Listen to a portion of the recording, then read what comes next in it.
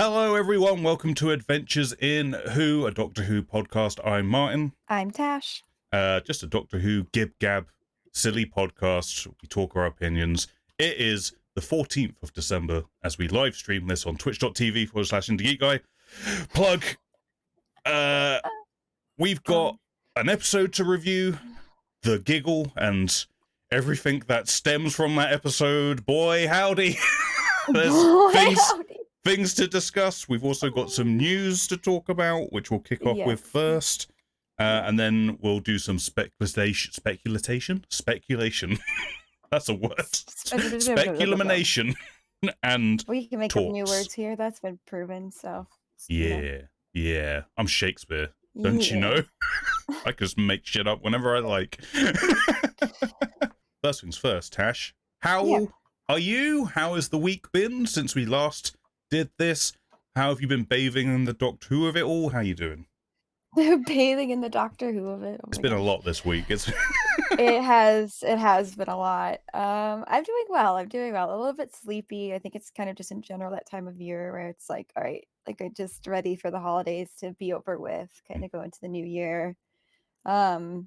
And I think, at least by me, the weather hasn't been consistent, so that's kind of been messing with my mood equilibrium a little bit and energy levels. But other than that, I can't complain. It's crazy that it's mid-December, but also not crazy at the same time. This year has been a lot. I've tried to stay away from looking up a lot of others' opinions, especially regarding this episode, to kind of figure out my own, like, give it time to breathe to figure out my own opinion on it.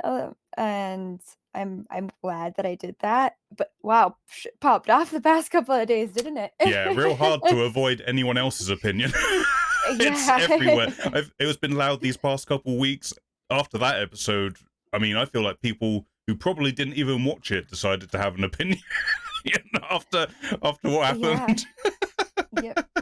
I'm right there with you with the mid-December blues-ish. Is it blues? I guess it is. It's just like, just being hit, scratchy throat, all that loveliness. Yeah, I hope you rest up. I'll try. I probably won't, but I'll try. Rest up, goddammit. We have some news. We weren't really going to do news, but they just insisted on there being so much stuff happening this week that we just can't ignore it. Stuff happened. Yeah. Stuff happened. Most of it kind of including like shooty stuff that's around the corner. There's a goblin song. On YouTube. There's. And it's on iTunes. I mean, hey, they're building up a good cause with their iTunes thing. I think they're selling the thing, and the money's going to some good causes and stuff. So that's nice. Yeah, it's for charity. How do you find the Goblin song? Are you an enjoyer of the Goblin song? Do you want to put salt on a baby? No, I don't want to put salt on a baby. I think it's cute that it is for charity, so I don't want to knock on it too much for the purpose of it. Like, it's for a good cause. Oh, no. You knock on it. If you want to knock on it, you knock on this Goblin song. Knock on this Goblin song. I like it's a catchy beat. Mm.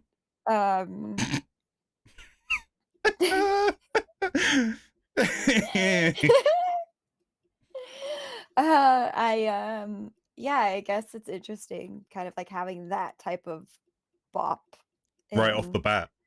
Yeah. Trying so hard to formulate what is this Goblin song. I was not expecting a song with goblins involved at Christmas. No, I like maybe some sort of song I could expect a little bit, but yeah, the Goblin song is literally about seasoning a baby as like this baby is going down a big goblin's throat. It's where that baby's going. It's kind of on a conveyor belt going down, and the goblins are singing about seasoning the baby and how tasty it's going to be, but to like a very modern beat. It's not like a not modern beat. It's not like a monstrous beat, really. Yeah. It's kind of like they've created it to kind of be with the use. Mm. I look forward to interesting the peek. episode to see if Yes. there's more bops. And Yeah. it's clear that they're going for like a labyrinth Gremlins kind of mix-up vibe thing. So it'll be Yes, interesting to see the definitely. full context and stuff. An important note, and we'll talk about this a little bit after we get through our review of the episode and into our speculation of Shooty and everything, but I'm kind of like in this place with Shooty's Doctor where I'm like, I'm excited, but I'm like, I need to see something that really hooks me in. And there was a little moment in that clip that they shared where I was like, there's the Doctor. I see the Doctor in that moment, Yeah. which was when he was just looking at this madness unfolding, and he's like, amazing. And it takes Ruby to go, no, they're going to eat the baby. You need to do something.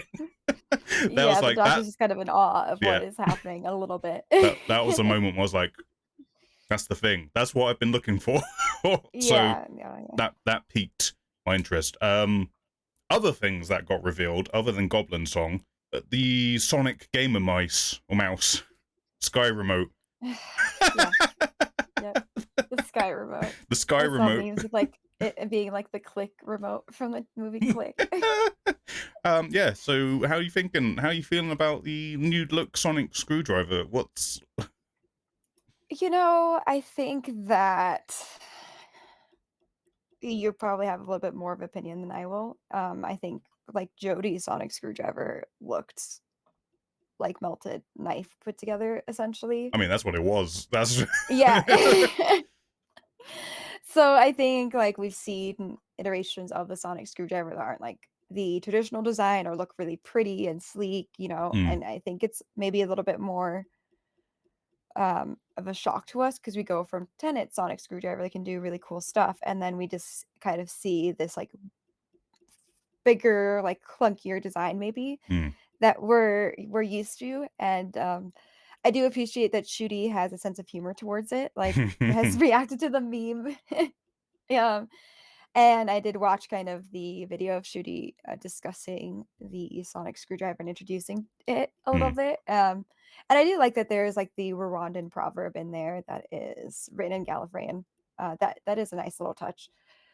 Um, it is just a different design, and I think even when Shooty was showing it off and like opens something at like the tip of the sonic screwdriver, and it was like, this is for when the Doctor wants to use it to like interact with other technology, and goes kind of like a USB port. Wait, do you know what a USB port is? Do you know? I was just cracking up though because it's just kind of indicative of just like the design of like we don't really know why this is here. It kind of gives me more of a vibe of a Sonic like multi-tool Sonic like what do you call them? Like the the little red things that have all the different like knives and scissors and like corkscrews. It kind of makes me think of one of those rather than a screwdriver. Yeah, I would say it has kind of fallen from like a screwdriver design. But yeah, we did have Sonic sunglasses, so I'll take these over the Sonic sunglasses any day. Here's my thing with that. Like this, I mean, I'm not a hater of the sunglasses. I'm not like a lover of them. I'm just like, okay, they're sunglasses that are Sonic. But at least they specifically were like, those are Sonic sunglasses. We're not pretending that these are a screwdriver. Like, addiction matters here. Barely. I mean, I like it's got like a purple crystal in it, but I would like the light to be purple, which it doesn't seem to be based on the little snippets of footage we've seen. It'll be But no, I'm sure it will be perfectly serviceable. It's just like you say, a very different look and something we're not used to, and it looks like a gamer mouse / TV remote, which is a little bit distracting, but it's a prop at the end of the day. It'll get waved around and fix all the problems, and it's just silly. It's just fun to meme on it. That's it. It's just fun to meme on it. Yeah, and I mean, like, even Shooty has kind of like chimed in on the memes as well. I think it'll be more interesting to see what the sonic screwdriver can do, because we saw cool stuff with David Tennant, and I hope that like that carries on over into what the sonic screwdriver can do, if it's truly supposed to be like a new and improved version. I'm more excited to see what they add in function wise. It's very interesting having an actor who is so aware of social media and everything that comes with that, because everyone else who's played the Doctor up to this point is so not in social media land that it feels very different to have someone who is kind of on top of it and understands that whole realm. And as his episodes start airing, it's going to be interesting to see how he interacts with that. Because like I say, we've never had that before, so that we'll see. Hopefully people are nice. That's all I'm saying. Like, no matter what you think about the episodes and whatever, like, at least just don't be an asshole, anyone. Don't go blaming actors for writing decisions and all of that kind of thing. Please, thank you. What has me so excited about Ncuti, and I'll go into it a little bit more later, is like Ncuti's experience with playing the character that they played on Sex Education. I think is a little bit more primed per se.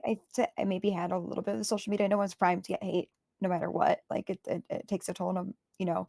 But I think I've seen Ncuti evolve in another role, and I'm excited to see like carrying kind of like that experience into this role as the Doctor and the backlash that it's gonna get. Yeah, I mean, it's interesting because Ncuti comes into this with his like own fan base, pre-existing fan base, like which as much as like, I mean, Peter Capaldi was a well-known actor when he took over, and I wouldn't say he was necessarily an actor with like a fan base. Same with Christopher Eccleston, like a well-known actor, but Ncuti comes with people who really like everything that he's done so far. So that's also interesting. More things happened. Ncuti was on the radio. I was just talking to Tash about this. All of this kind of dropped over my metaphorical Doctor Who desk this morning, so we're we're squeezing this in last minute. So Ncuti was on the radio. A kid, and this links into the episode, so spoilers for the episode, even though we're not there reviewing it. But when Ncuti showed up in the Giggle, he appeared in his pants, and that was his introduction. And a child called into the radio and asked, "Why aren't you wearing any trousers?" This is like a 10-year-old asking this. And Ncuti gave the answer. Now, we don't know if he's just joking, but I think it's funny, so I'm going to believe it.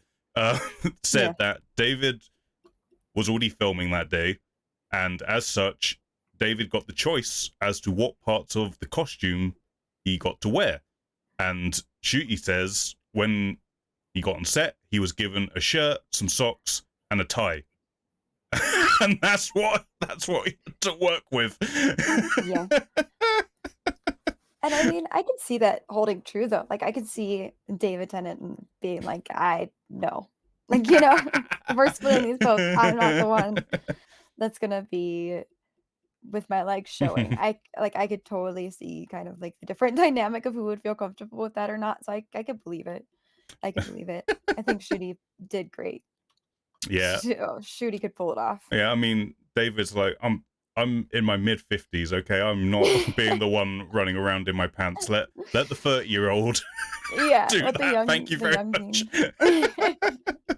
The other little thing, it's a little tidbit that we got given, because I think they did a premiere of the Christmas episode this past week.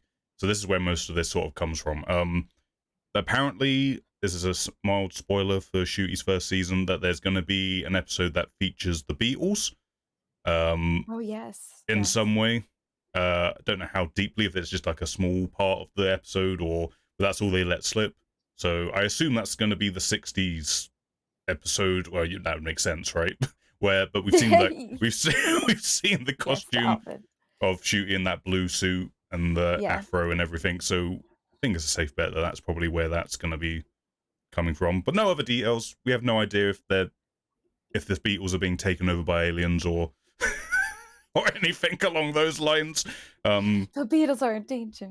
They have appeared in Doctor Who before, though, during William Hartnell's era, which is just wild to think about. That we're now doing an episode with in 2023 that features the Beatles, and the same show from the 1960s had them in it. How crazy. Do you just have that moment when you realize how long the show has been in existence and it's come full circle? Yeah. Yeah, it has been around. I mean, it will be interesting because I think the last time it has kind of just kind of been like a brief moment, really. It wasn't too much necessarily related to the plot wise. It No, was it just kind of like, wasn't hey, really. this is what's happening in this like era, essentially. And kind of like probably paying homage to, having a band Yeah. kind of from that same place and time. But I do like the outfit for Shooty that they picked, and I'm excited to see it. I should have been a 60s, 70s kid. So I mean, I'm excited to see it. If it'll be just kind of like a brief thing, like kind of like what we got with Sir Isaac Newton, or if it'll be like a little bit more intertwined in the plot and what movie magic per se they do with that. Are we going to get Disney money youngified Beatles? Is that what you're saying? Yeah. Is that what we're going to have a Luke Skywalker situation here Oh with my the gosh, Beatles? could you imagine? Could you imagine? Fucking Paul McCartney's going to show up at the end of the episode and like take baby Doctor with to go live on a planet. It's fine. Oh my god. Or yeah, that's hilarious. The other bit of news. Sorry, we're kind of rattling through this because I know we're going to want to talk about this episode a fair bit. So, No, it's okay. This, as I say, another thing. The Christopher Eccleston. So, Christopher Eccleston and Billy Piper were at a Comic-Con event this past week, and they did a panel together, which is fun. It's fun to see the two of them together again after all these years. But the question was asked to Christopher Eccleston, what would it take for you to come back and reprise your role as the Ninth Doctor in some capacity? And his reply was, without waiting a second, was sack Russell T Davies, sack Phil Collinson, sack Julie Gardner, just every producer and hire person in the production office of Doctor Who, and then maybe I'll consider it. Yep. Did not mince his kind words. of ended the question. Nope. It was a very direct, like, fire all of these assholes and then we can talk. And then just ended it right there. And Billy Piper's face is like taking a sip of her water and it's like she's like, all right, then. She's like, I mean, I might like to go back sometime. Like, do I have to be here right now? In this? Look, we've had this. This has been kind of an ongoing thing with Christopher Eccleston, where he's kind of leaked out little bits and pieces about his treatment whilst he was on the show. We know during that time he was dealing with depression and anorexia, and he felt like he wasn't trusted by the higher ups. Yeah. And this is all allegedly, I should say, because we've only got his word to go off of. Yeah. And it's a bit of, he says, they says kind of situation. And the truth is probably somewhere in the middle, as it often is in these kind of situations. But I don't know. I feel like the impression I get from Chris Eccleston, he's not one for bullshit, and he calls bullshit when he sees it. It's kind of the impression when I get from him. But I don't know. I don't feel like I'm in any position as a fan to form any kind of real opinion about the situation, other than I can clearly see that he is not happy with those individuals for whatever reason. It's a shame, because I think he did a great job in that season, and I would have liked for him to stay on longer. I don't think we'll ever actually get the truth of as to why he was either left or forced out or whatever the situation was. I need a journalist. I need a journalist to go in and find out the truth. Infiltrate the sources. I need to know.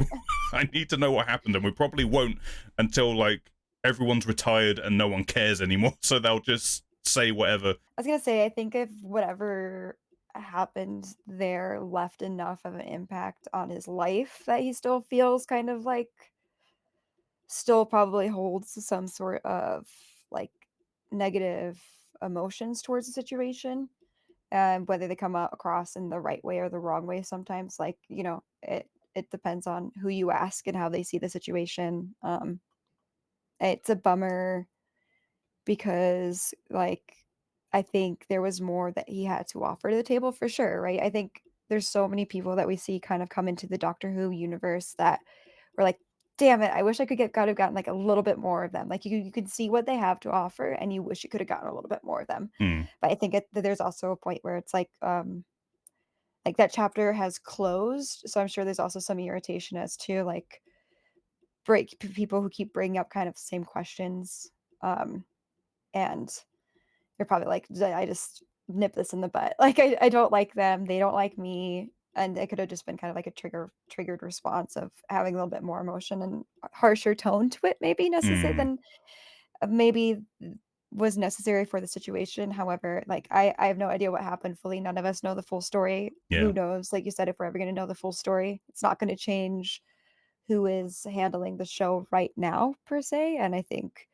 um yeah, I can't really talk as to if it's valid or not. Yeah. This, like I say, Definitely emotions there. yeah, it's all alleged, anecdotal. We don't Yeah. really know what the actual situation was. We know he met with Stephen Moffat about the 50th, and he wasn't Yeah. completely out of like of consideration of doing it. I think if I remember right, it was he wanted a specific director to be doing the episode, for him to be involved, but they'd already signed on and signed contracts with the person who was directing Yeah. it, Yeah. if I'm remembering that correctly. So it's not like he doesn't like the show, and he said as much in Yeah. that same panel. He still likes the show. He still likes being associated with the character, and I mean, he's still doing the Big Finish audio plays, Yeah. reprising the role. So Yeah. it's clearly some sort of personal beef that we will never get the answer to.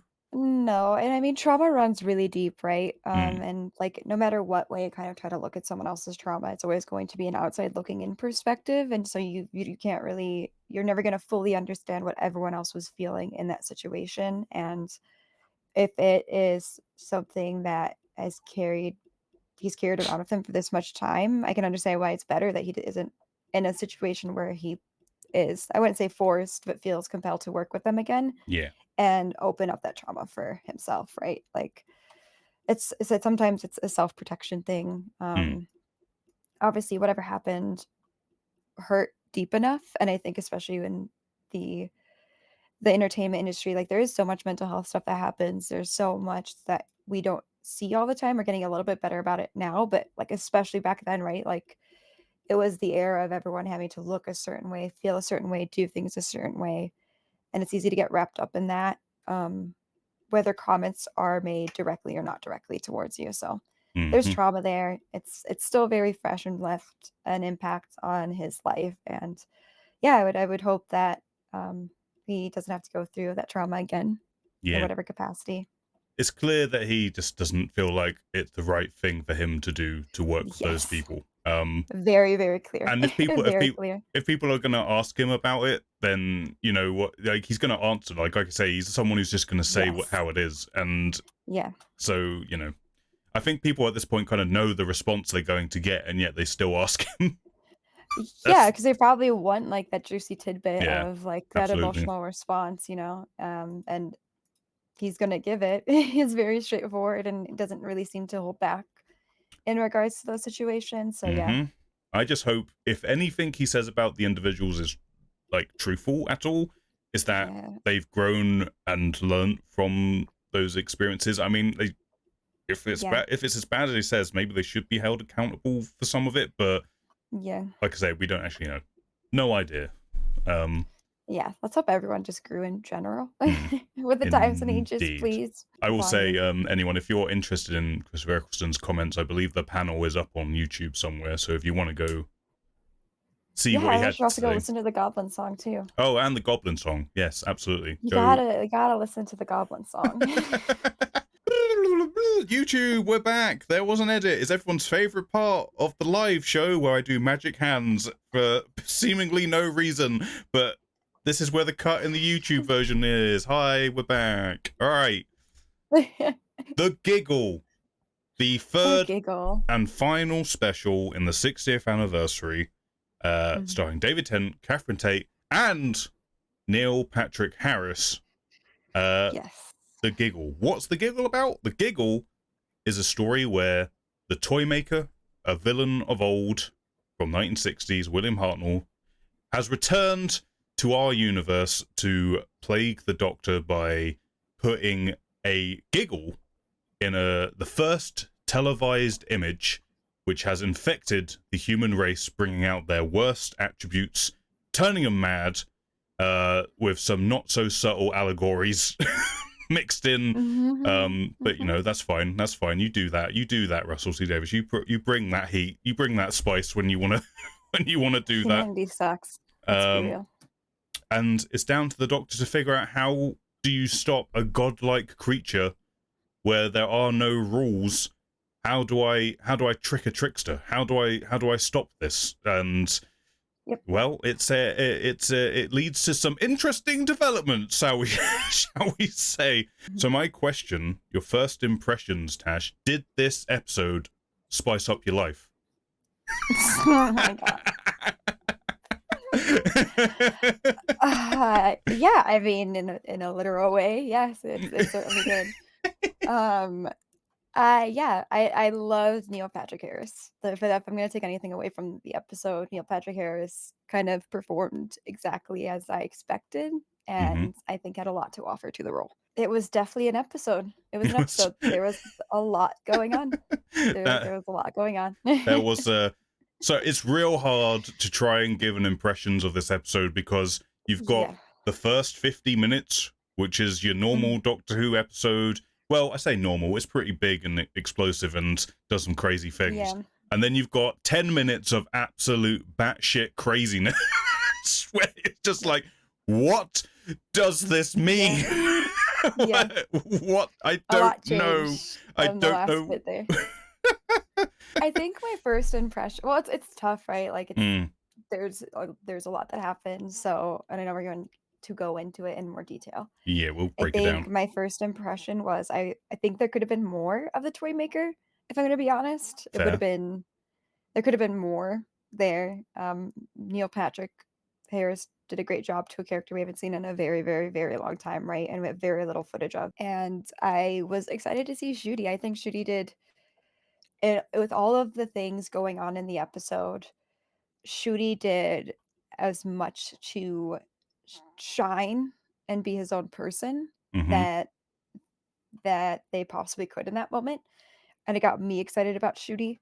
And yeah, I guess it's my first impression. Definitely theory bending concepts in this episode, I would say. Like all bets, like there's no limits anymore, essentially, I guess is maybe the best way of saying it. But yeah, I guess that was my overall impression. Yeah. I mean, you're right. Ncuti had, I think it's fair to say, an uphill battle to really make an impression, given everything that just happened. Like, not easy for an actor to come in and do what they had to do in that moment. We'll get to it. We'll get to that part. So like I say, it's real easy just to get very distracted by the last 10 minutes of this episode and just talk about that. But we do have another 50 minutes of episode to talk about. While we're there, let's just kick off with the Toymaker, Neil Patrick Harris. From the offset, like, I know him, like we said the other week, I know him as Ferret Man from Starship Troopers. But instantly, he gives off those serial killer vibes. Like, straight away, away, it's like, there's no question, this is the bad guy. This is not good news, this person.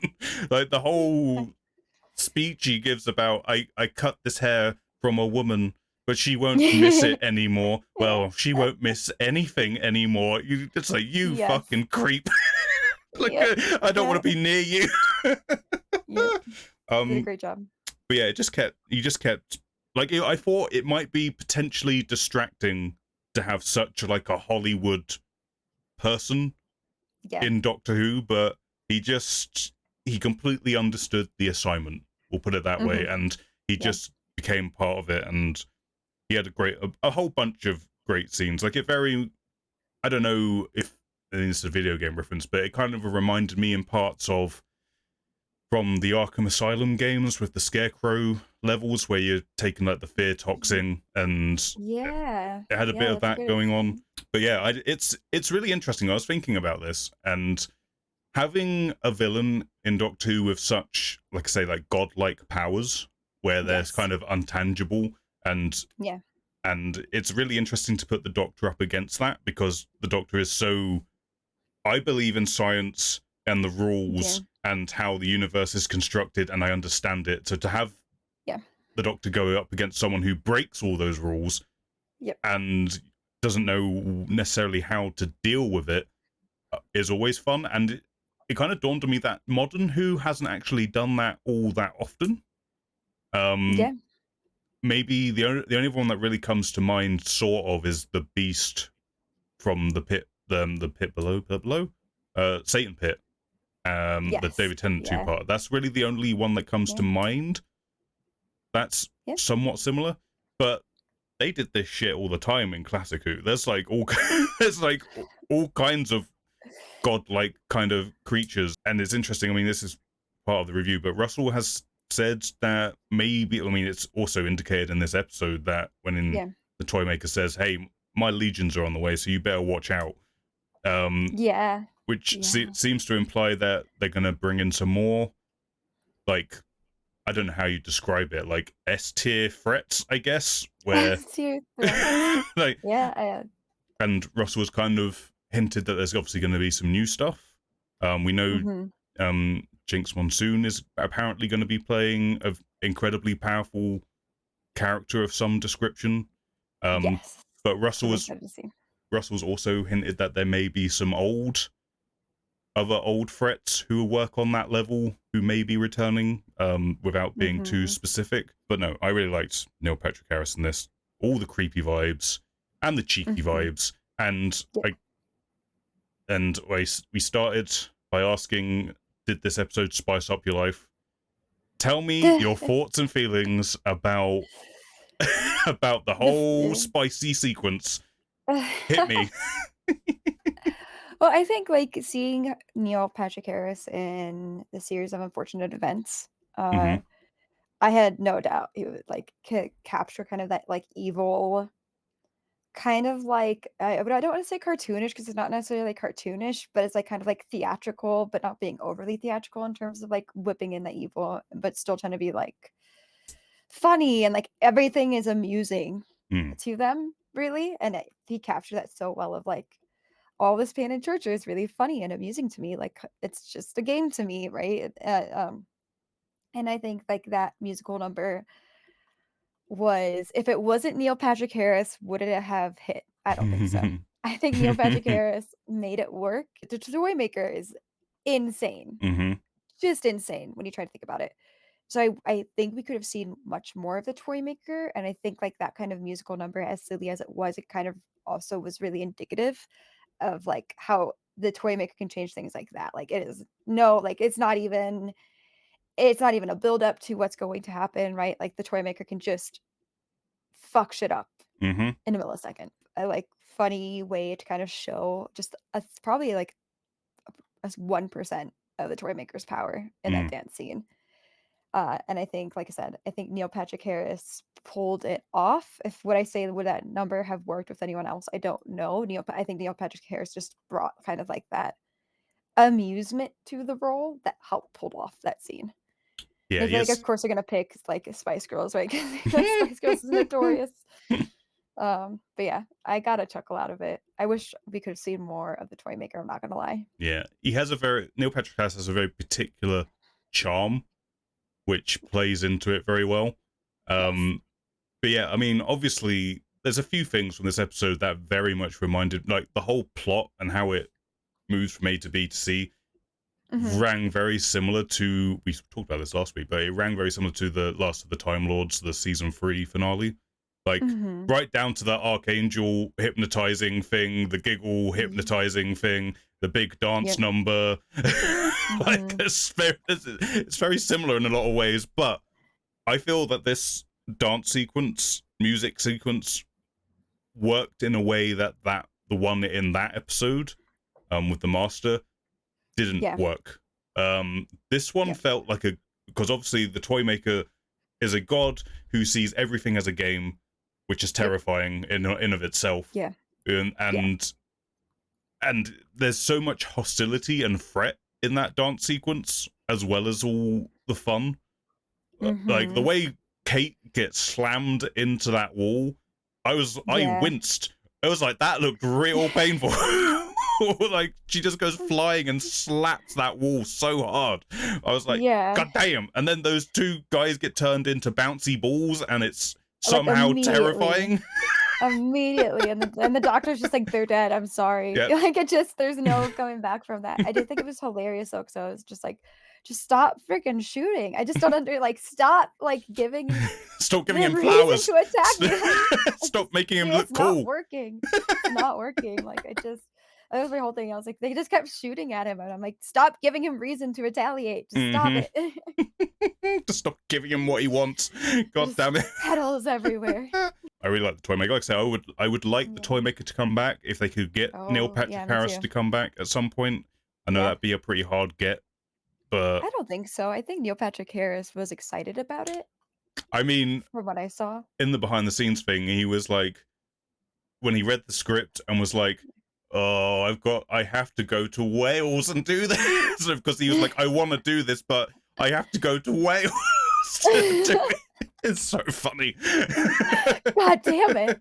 I mean, That's hilarious. he seemed to relish the challenge of it because Yes. like he's doing a lot. Like he said in that behind the scenes, he's like, I'm juggling, throwing balls, delivering a monologue, Yeah. and it just doesn't stop. And then I'm doing puppets and monologuing, and then Yeah. just all of these things. Like it must have made it much easier for David Tennant this episode because, like, yeah, just let Neil Patrick Harris do all the long dialogue and physical Yeah, for the most activity, part. and I'll just Yeah. look horrified. Just looks so confused. The balls are hilarious though. I think like I said, it was very indicative of like how terrifying the toy maker can be, and the amusement that the toy maker has is equally freaking terrifying. There's no Mhm. good or bad to the toy maker. There is only games. Yeah, Yeah. yeah. I mean, I could keep talking about them, but we need to move on. Unit cast. The units are back. Kate is back, and I will Yeah. say, I feel like Kate in this story was so much. Even though she's only kind of in the unit HQ, and that's all we really like get Mhm. to see her. But even Yeah. with that, she felt so much better served here than what she was in the final of the Flux. Like, Yes. like Yes. she seemed like so much more on top of it, and like Yeah. an actual leader of this organization, Yep. and the sort of, you could see the balance between her being the soldier and the scientist and trying to balance that and Yeah. being a leader in a tragic moment. Like, I think she did really good, and Yeah. I like that they're keeping her, because Same. Russell could easily have just been like, I'm just going to come up with my own character, Yep. but I'm happy that he's kept her on board. Yeah. And I enjoy Kate's performance. And then we had, I'm going to forget her name again. Shirley? Yes, surely. Shirley. I was gonna say, that might be this I really like Shirley and the Doctor's relationship because Yes. they're both Yeah. scientific advisors, and the Doctor just, you can hear his eye rolling like every time she says something. He's like, God damn it.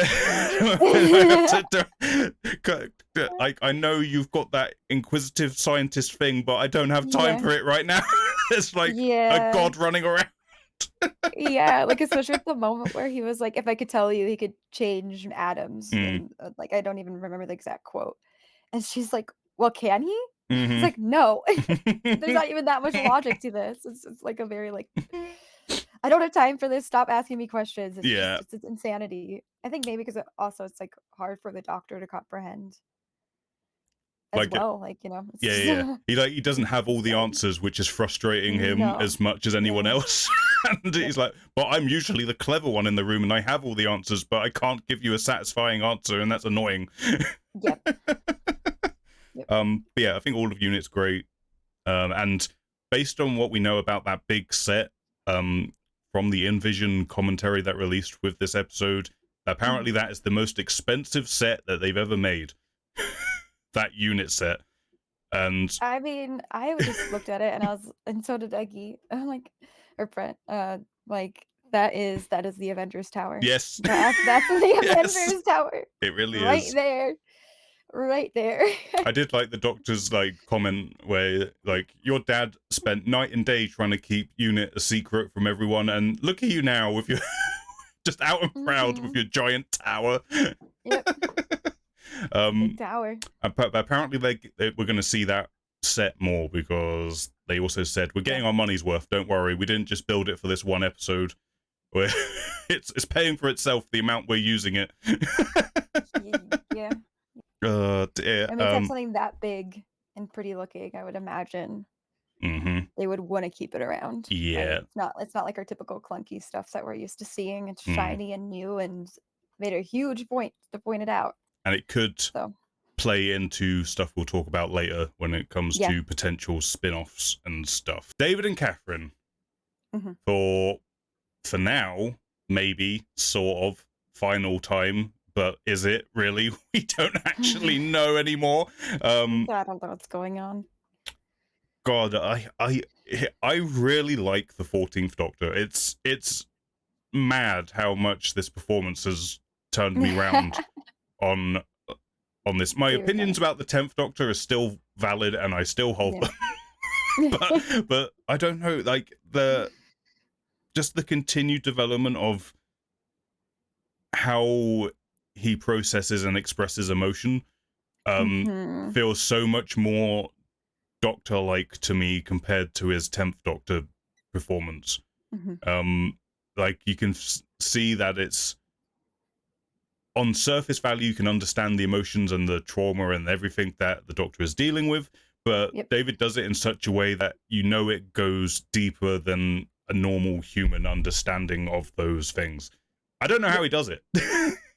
It's I mean, I always knew he was a good actor, but like allowing him to play the Doctor this way is a treat, because I feel like Russell really got caught up in the 10th Doctor days of let's make the 10th Doctor all flirty and cool and slightly egomania, and it kind of distracted me quite a lot. And this time around, it feels like we're actually getting David Tennant getting to play like the Doctor as I would see it. My opinion, completely, subjective, but and Catherine, I loved Catherine in this being like that proper mate, that best friend who would do anything for you and sees the truth in you when you can't see it for yourself, like that whole thing. How you with the Davids and the Catherines in this episode? I mean, I think David's done a great job in these past episodes. I didn't necessarily hate the 10th Doctor, so I feel like for you, it's a more drastic appreciation, which is awesome. I don't think you ever thought you'd be saying that. I think they both did really good. I think you see, like we kind of got the hints of like everything is not all right with the Doctor, in the past episode, and like Donna pretty much said like it hurts, like it's too much essentially, when David had asked like like what your clone said, like is that true about you? And then you kind of see Donna in this episode being like, hey, like I can't see it though, like you're just keeping going from place to place to place, like what, like what's going on? And then David Tennant being like, all right, we got to move on to the next situation, right? And then kind of like realizing when they're in that shop, the danger that Donna's in, and like the Doctor's like, no, you need to leave, like of course doesn't leave. And I think it's sorry, I'm just laughing at the scene and that happens in that place, but I think they both did really really well. It was great to see Mel again. I was excited about Mel being there. I think Mel did a great job as well. I wish we got a bit more, like, because this episode is so stuffed with stuff. Yes. I do feel like the whole Mel and the Doctor getting reunited is kind of very quickly handled, and yes, like it could have been like an episode onto itself, having her come back and that Mhm. be a bigger part of it, but because there's so much going on, it's like, oh hi Mel, it's good to see you. What's happened? Yeah, Oh, yeah, everything's really fun. oh, Glitz tripped over a whiskey bottle. Oh, how that's how sad for Yeah, him. But here you are. Look at you. yeah, yeah. But no, she's great. Uh, yeah, I honestly think that this episode could have been 2 separate episodes, if I'm gonna be Mm, real. yeah, yeah, But yeah, I think David and Catherine did great. Obviously, like, regardless of the kind of, like, rule breaking per se, the emotion that you get from the doctor in the final scene with, like, Catherine, and the family and Mel there, like, I don't think you've ever genuinely seen the doctor express joy in a safe manner. Like, just feel mm, like safe enough to express joy and hold on to something for long enough to hold like joy to it. That was like a really great performance beyond, like I said, beyond the rule breaking that's going on there. yeah, yeah, Um, it was a great performance to see, and I think it's canon now that the doctor took the noble last name. So you can kind of see like yeah. I know, but I have like thoughts and feelings about them. We'll get there. Don't worry. regardless of what was happening with the writing, they both did a great job with the characters. Mm, You kinda see Donna trying to apply logic to the toy maker, not, like, necessarily apply logic to the toy maker, but kinda just be, like, going through some of the enemies that they faced and being like, I understand the motive here. I mm. like, that makes sense to me. That motive makes sense. Like, what the fuck is the motive for this?"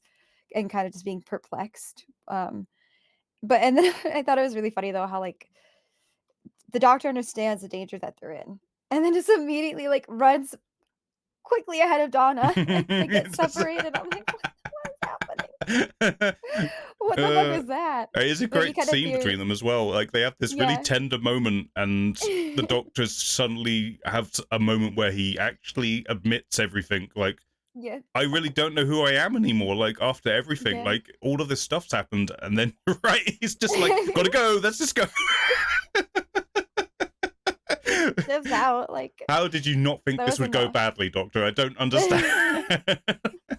Yeah, I mean, the Doctor, like, has made mistakes these past 3 episodes, which I think like, no, everyone makes mistakes, but I think it's really indicative of just, like, the frazzled mental state of Mm, the Doctor, yeah, because yeah, some of these mistakes have been silly and could be very grave mistakes. And so you kinda see, like, not the clear thought pattern there anymore, which David played very, very well. yeah. I mean, it's interesting. We talked about it last week, and we saw. I sort of talked about a theory. I saw someone have that why David Tennant had come back in this face in this form was to find some sort of comfort for themselves after everything that had Yeah. happened, and that weirdly turned out to kind of be true. Yep. Like that was kind of the reason why this face has come back as. Yeah. And I think, like I said, David and Catherine played that really well, and just Mhm. sold into that idea that the Doctor is being worn ragged because of Yes. everything that's happened. And Yes. um, do I think the episode resolved all of that in a way that is emotionally satisfying or dramatically interesting? We'll get there in a minute. um, um, but I think, however we feel about the choices that are made at the end, I, for Mhm. one, even with the scenes that happen after that, like you say, Mhm. I think they did a really good job of selling what was there, to the best of their ability. Like, Yep. because I mean, as much we'll get there. I don't. I'm so happy we get to review this so many days after the fact, because I feel like I would be a lot Yeah. more volatile otherwise right now. I've had the chance to let it sit with me a little bit, but Yes. Yeah. um, but no, I think yeah, they did a really, really good job all around. I loved the scene where the toy maker is doing the puppets of all the companions that have been since Donna, and Yeah. just like you can tell David's a fan and that he understands the implications of everything that's being said in that scene. Like it's Yep. that kind of weird barrier between he's acting the character, but it's clear that he understands, because he's a fan of the show still and has been since he left, that Yep. all of this stuff has happened, and it Yep. naturally would be wearing on the Doctor a little bit, because Stephen Moffat apparently wants to traumatize the Doctor as much as possible where it comes to companions leaving. Which, yeah.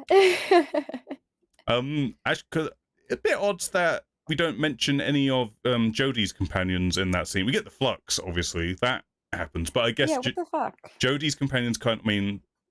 I'm just over Russell T Davies trying to write out Jodie's storyline. That's all I'm gonna say about that. Like, it happened, acknowledge it, don't just give it a simple answer and move on. I guess they kind of left on their own volition, though, for the most part. Like, everyone kind of, when they left, they were kind of like, okay, we've had our bite of the pie, we're okay to leave now. So it's not as tragic as she got turned into a Cyberman, she got killed by a bird, which I loved. Neil Patrick has his face on that. It's like, okay, that's fine. That happened. Someone got killed by a bird, I guess.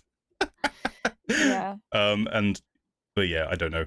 But like I said, the Flux got, and I am interested to know your feelings about, we'll get there, about how the show is going to move forward, seemingly unburdening the Doctor with a lot of things that have happened and kind of having a bit of a system reset a little bit. But we'll get to that. I think, like I said, my only takeaway is like I really would have loved to have like a first episode kind of be more about the toy maker, because I think there's so much there that felt a little rushed to me and was really hyped up. And I feel like while there was kind of like, oh, like the salt thing is how the toy maker came back, I feel like I need more of an explanation than that. This is a fucking godlike creature that just suddenly reappeared and disappeared to some extent like that. It was that damn salt. I told you we were going to get David Tennant looking like, just give oh, me some fuck more. me, that salt. Like some more context a little bit, you know? Like, clearly the toy maker has been busy, right? Apparently that salt got cast and the toy maker got out and made a full trip around the universe. Just went to see everybody. I just wish I could have gotten a little bit more kind of like explanation there. I will say one thing that is probably going to fall into the speculation part, so maybe I won't talk about it too much. The toy maker did mention the one who waits, which will be interesting to see what it kind of relates to, but I guess it can also, I'll save that for the speculation. But yeah, I would have loved to see more of the toy maker. We don't know if that's the boss that got hinted at in the first episode. I would think that would be that. I feel like we're seeding a lot. These 3 specials have kind of had a lot of things seeded into them for the immediate future. So it's curious, and like we say, with Russell saying we're going to get more fantastical and fantasy, and there might be more kind of god level threats that are going to be coming our way, and how we're going to deal with that and all that kind of stuff. So no, absolutely. That is a fair criticism. I think if we were just looking at the 50 minutes as their episode before we get into the last 10, there's a lot. It's Russell T Davies all over. There's a lot going on, and some stuff doesn't get the room to breathe that you'd want it to have. Like the toy maker could have had more going on. Mel could have had more going on. It's all these little things. Still fun adventure. Like I enjoyed this more than the Star Beast, I would say, in terms of in terms of like an adventure, because the aesthetic of a mad god with toy powers is more interesting to me than what the Star Beast had to offer. As much as fun as that was, but just the circus, creepy circus aesthetic and all of that kind of stuff like plays into my taste, I guess, a little bit more. I did like you say, in terms of the Doctor not acknowledging things, when Donna's trying to have that chat with him outside the shop, and you kind of see it on his face that he is thinking about what she's saying, but then refuses to acknowledge it and just moves right along. Typical fashion for what we've seen these kind of few past episodes. Yeah, so I did like that. I also find it funny that the scene when they land in that past Soho, in down that little alleyway. I remember this when this happened, because this is where a lot of leaked images came from, is that behind where the TARDIS parks there's like an army of fans behind it, like trying to get anything they can. There's like so many people back there, and I think that's how Mel being in the episode kind of leaked, because Oh yeah, they yeah. heard the dialogue being spoken. And apparently Russell said in the Envision thing that normally they would do some fake dialogue on Yeah. scene to cover that up, and then ADR the actual dialogue afterwards. Yeah. But they didn't think to do that on this occasion. time. Apparently, they were just like, we'll just let it go. Apparently, and then everyone found There's out. too much else going on. As far as those first 50 minutes go, as an episode of Doctor Who, I enjoyed it for the most part.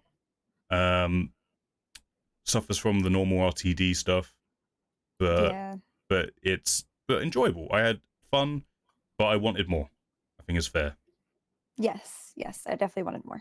Then we have the last 10 minutes of nuttiness that happens, and so I'm still trying to contemplate how, what, why of all of this. Like, so the Doctor gets shot with a big old laser beam by the toy maker, and traditional, dear viewer, what would happen in this moment is David Tennant would regenerate. And I have to say, I really liked how that scene was being handled in terms of the Doctor being like, this isn't dying, which is like the polar opposite to what happened with the 10th Doctor, where like the 10th Doctor was going on rants about, it's dying, I'm dying, settle down, settle down, please. So I kind of, I liked the emotional maturity of the Doctor being like, this isn't dying, it sucks, but that's not what it is. And it felt like I kind of was like, this is such a better regeneration story for David than what the End of Time was. It's so much better. Feel like it's going all well. It was really witty too, you know, the toy maker saying like, I've played one game with one Doctor, another game with the other Doctor. For this third game, I demand a new Doctor, which in theory makes total sense. Yes. In that regard. It was, I guess the only interesting thing there is that, so I guess the final act of the 14th Doctor is that he failed. is an interesting thing to think about. But that's often, I mean, is it often? No, I assume usually a regeneration happens because the Doctor bites off more than they can chew in that moment, and is still successful, but the price has to be paid as the normal thing. In this case, the 14th Doctor actively regenerates because he picked a card that was too low in a game, and so the toy maker was like, nah, fuck you, I need the next one. That's you're no fun. I need the next one to play with. But then upon the regeneration, a regeneration doesn't happen, a bi-generation happens, and Shooty, the 15th Doctor, peels off of the 14th Doctor like an amoeba and questions are asked from this moment forward about on every conceivable level. But before we get into that, let's just talk about first impression of Shooty showing up and that, just how that scene all plays out. Do you want to take this away? Do you want to start off with the Shooties of it all and the climactic moment of this episode? Climactic moment. Yeah, I think like given everything that's happening in that moment, I think there's always kind of like that suspense a little bit when you're waiting to hear the new Doctor's first words and kind of like first little mannerisms, right? You're like, how is this going to feel very, very weird, or is it going to feel natural? And I think just because of what we kind of saw throughout Jodie's season, I feel like that they really, anything could have been thrown at me in terms of like what the first words or mannerisms would have been, and I would have been like, that's fine. Shooty did amazing. It was a hard. It was, yeah, hard isn't the right word. It was a tough situation to come into for your first scenes of the Doctor. You already know it's kind of going against the grain. You're still there with the other Doctor per se. you have a whole bunch of the companions that are used to the other Doctor, right? There's no new companion there at that moment that is waiting. Like, it's just there's so much historical with that other Doctor, that it's hard to come in and also shine as your own, but Shooty fucking, in my opinion, blew it out of the water. Mhm. Just the walk, first kind of commentary when he sees what's happening. Shooty isn't like, "What," like, there's no, like, there's not this, like, panic, like, "What the fuck is happening?" Shooty is just like, "Alright, let's go." Yeah, pretty Just much. like, "Holy shit, this is fucking wild, but let's go." Which I think with what Russell T Davies is writing in, you have to kind of have that personality because we literally have no fucking clue. Russell T Davies has essentially said, "Anything and everything can be true. Fuck it." Right. What like, and has used a little bit of the flux as, like, an excuse for that, I think, but it's fine. But pretty much, like, you just have to be willing to, like, get up and be ready and go, and I think Shooty pulled off really, really well. There are a lot of things in that scene that I don't if it was another more, like, I don't wanna say timid because timid is not the right word, but another more, like, withdrawn actor potentially, I don't think they would have worked, but I think seeing, like, the growth of Shooty in his previous role and seeing that play kind of to how, like, he's came in as the Doctor was amazing, and like, not everyone's gonna have that context, but because not everyone's seen Shooty in a previous role, like you said, this is the first time there's kind of been not the first time, like, there's much more of a fan following coming for Shooty over to this Mm. Doctor, um, and I think, like, just knowing kind of the growth and performance that Shooty can put on made me excited, and I feel like I saw it right away Yeah. because there's gonna be a lot of naysayers just based on the writing alone, and I it's not necessarily fair, it happens to almost every Doctor we see in some way, shape, or form, but my impressions of Shooty are, I'm really fucking excited, and I hope that this allows them to take the character of a Doctor in a direction that they haven't been able to do before because of Shooting's skills. Mhm. Yeah. I agree. Upon rewatching it and being able to actually focus a little bit more on what Shooty's doing, I will Yeah. say first time watching it, and I messaged you Yep. like straight away, like I really, really struggled to really pay attention to what Shooty was doing in that moment because Yeah. I was so Yeah. distracted by everything else that was going on, which Mhm. isn't Shooty's fault. It's the Yeah. creative choice to do what they did, Yep. and it's my head was just like, what is going on? What does this mean? And Yep. I just it's a detriment to Shooty, and like I said, it makes Yeah. his job so much harder. Not only because of this new thing that's happening, he's Mhm. also got to give this performance standing next to arguably the most loved Doctor, Yep. and he has to stand out on his own Mhm. and do all this. Yep. So like full props Yeah. to that, to just coming in and doing it and like Yeah. giving everything he could in that scene, and like he's got good energy. Yep. Obviously it's the post by regeneration stuff, so we'll see how he kind of settles when he gets into his own season and Mhm. everything. Just trying to separate it out and just look at what Shooty's doing. I Yep. like good energy.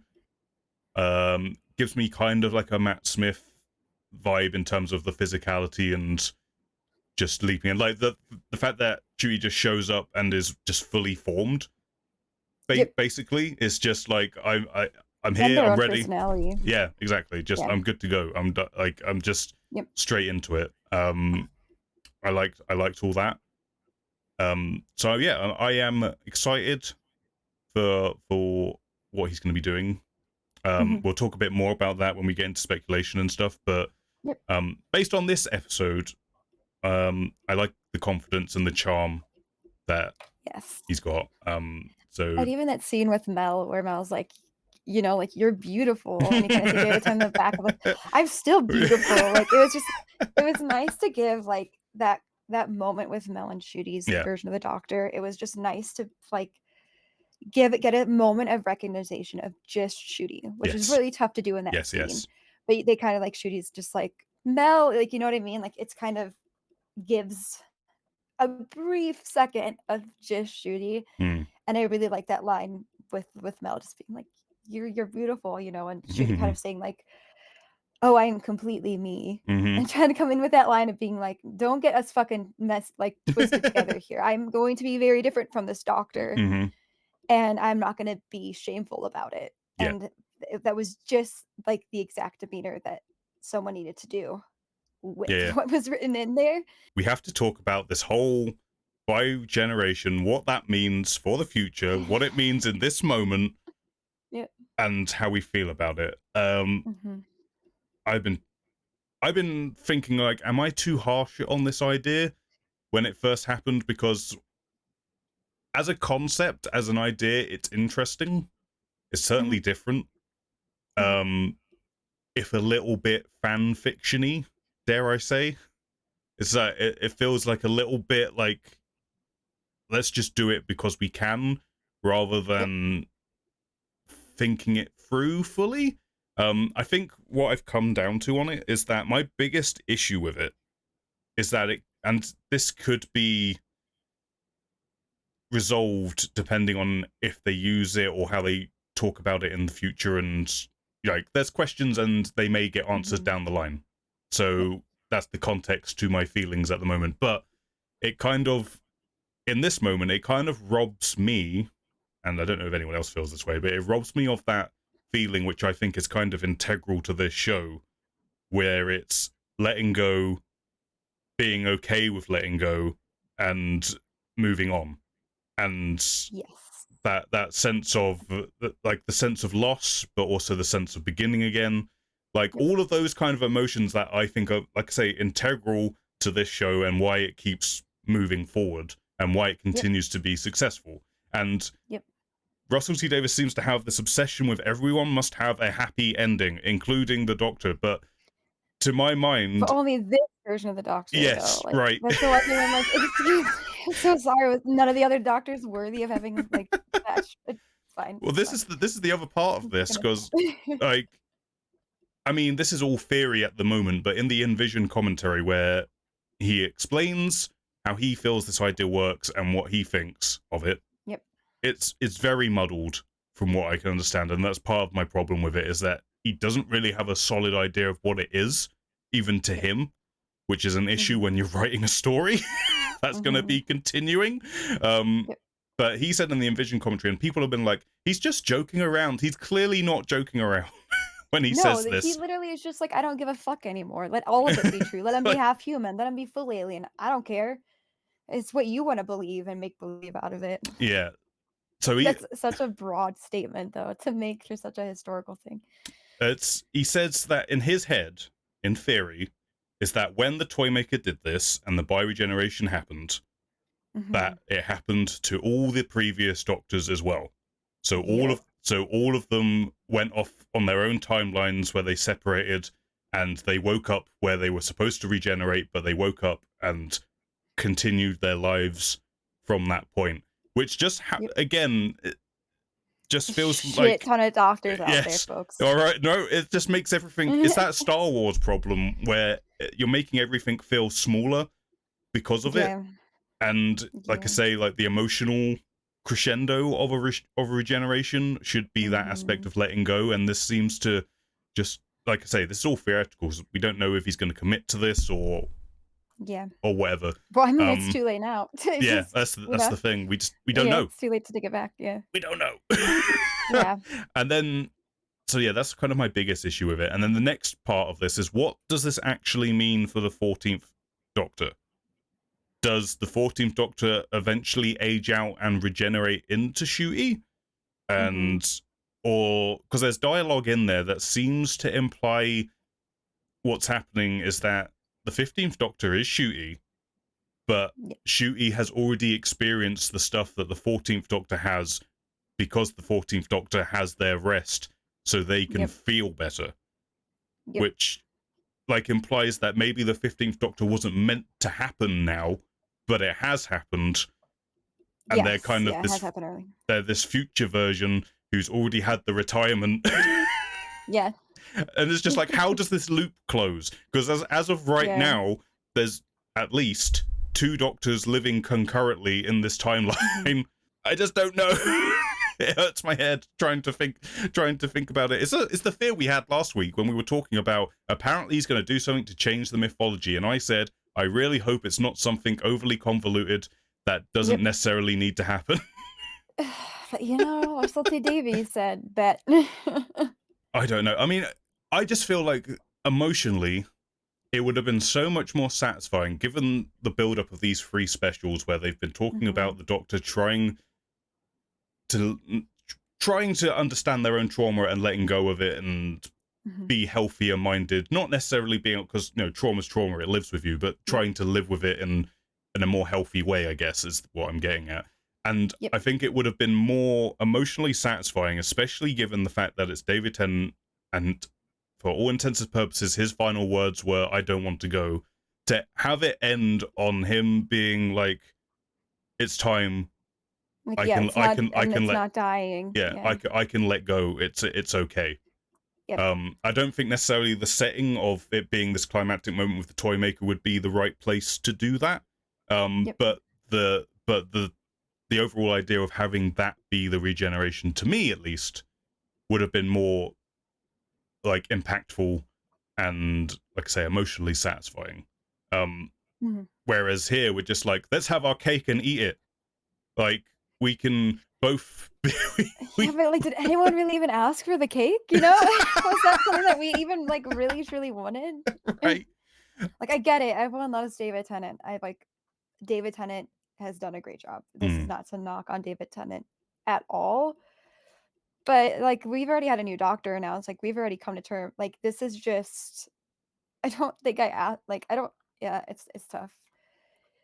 It's tough to look at it. Like, I understand the need for the Doctor to heal. I can understand that so much shit happened with the Flux and in Jodie's seasons. Like, so much. I think that we could have easily done a little bit more time with other episodes to actually dive into what the Doctor was going through and heal via that way, and then kind of wrap it up and move on to Shitty. There were the tools to make that happen. There were times where that could have happened. I feel like it's a really uncreative way of trying not to really deal with something and not have to write the dialogue to deal with something. Right. Like, it just feels lazy. We're going to conveniently do this off screen with. Yeah, it's going to be fine. Like, and I get it. Like, if you want to leave channels open for other things, I do understand that. I believe at this moment, Russell T Davies has said like there is no plan to bring David back in any immediate future. Yes. And I get wanting to have like some sort of side thing open if you're trying to really kick off another generation of Doctor Who fans. I get it. But it feels we've had inevitable. many spin-off. Yeah, it just feels like there needs to be the closure of like there's a gajillion doctors running around now, Yeah. And I think like I've seen like some kind of feedback from this. One feedback that I've seen, and I feel like it is very fan service in whatever capacity you look at it. And I think that one thing is like being afraid of the backlash that Doctor Who's going to get for having the first Black Doctor, and kind of having another channel still open for like emergency turnaround situation. Yeah, it feels a bit cynical because of that. Yeah. But like, and I can't speak to it, right? Like, I can't speak to what people of color are feeling towards that scene. For me, I don't really think it's a fear of the backlash of racism based on some of the other stuff that Davies has thrown in. Yeah. I think it's more so like it's just non-committal. Yes. in a way. Like, I don't think Davies knows what the fuck he wants to do. So he doesn't want to commit to anything. But like by doing this, you've committed to something that is going to alter everything. And it's just like to do it so like nonchalantly, ha ha ha. And this, like, for me, there's so we talk about consequences a lot. The lack of consequence sometimes. And this is a huge thing that has really big consequences that I don't know if we're ever gonna get answers to. Like, I genuinely don't know. I think Shooty is going to be a different personality than we've ever seen before, and in more ways than one. So there could be the fact that they're like, we need to explain, but not really explain how we're drastically changing who the Doctor is. And I'm really excited for Shooty. I'm excited for a new Doctor perspective. I think it's really Shooty is going to do great from everything that I've seen. I'm excited for a new direction with the Doctor. Like, there's always just been kind of like this really heavy trauma, and it would be nice to kind of see like healing from that, because it's really important to heal from trauma, and it's something that generations have avoided for fucking ever, like Mm-hmm. as human beings. So I'm excited to see that. You can kind of see that like tenderly side to Shooty as well, which is like it's kind of just a little bit more mature in a manner, Yeah. and also just like, all right, like let's actually, like let's be the Doctor in the sense of being in awe of the universe again. Mm-hmm. So I like they're kind of like made a shortcut way of being like, well, all this stuff happened with the 14th Doctor, so now the new Doctor can have a totally new personality, and like not really explain anything. It felt like that to me a little bit, and maybe it will set a nice precedent for Shooty to say like, we don't need to understand why, because this whole other side thing going on. Just enjoy Shooty as Shooty is, which could be beneficial. It could be harmful, but yeah, it just felt like lazy writing Yeah. to not fully deal with certain things. Yeah. Like the other part of this is that if, let's say, Shooty has an episode on Earth in the present day, Yep. and there's some sort of world-ending threat going on, and you want me Hmm. to believe that the 14th Doctor is just cozying it up, having a meal in the back garden somewhere, like, it's fine. Yeah, Just everything's good. don't worry about it. I'm good. Gonna hang out with me I'm moles. just gonna enjoy my life over here. It's so out of character. Like Yeah. I can't buy into the into the idea that they're just sat there like, oh, the world's blowing up. Well, never mind. It's all good. Yeah. Yeah. I think for me, like one thing that I like in all of the kerfuffle of stuff that happened, one thing that I think about a lot is the TARDIS. There's Hmm. 2 TARDISes. Yeah. For all intents and purposes, like of course there's for sure other TARDISes out there, right? I think though, doesn't like my understanding, and this I could be completely wrong about this. This is kind of just my understanding through the like ages, is like the TARDIS itself has its own consciousness and is its own being Mm. It's kind of and like, responds to yeah. threats and calls to places. Like it has its own personality. Like it's not every TARDIS is the same and Mm. thinks the same and is the same. Like it's a separate entity, I guess. Just to that point, in the Envision commentary, Russell does bring up that he is concerned because the thing, say what you want about Russell, he is a fan and he understands the fan brain, Yep. which makes part of this interesting, that I feel like maybe he kind of just did this because he knew it would get people talking, in my cynical mind. Probably. But Probably. also he did say that there is an episode coming up in Shooty's first season, I think, that will Hmm. confirm that the TARDIS that Shooty has is the original TARDIS. So the Yep. one that Shooty has is the old one.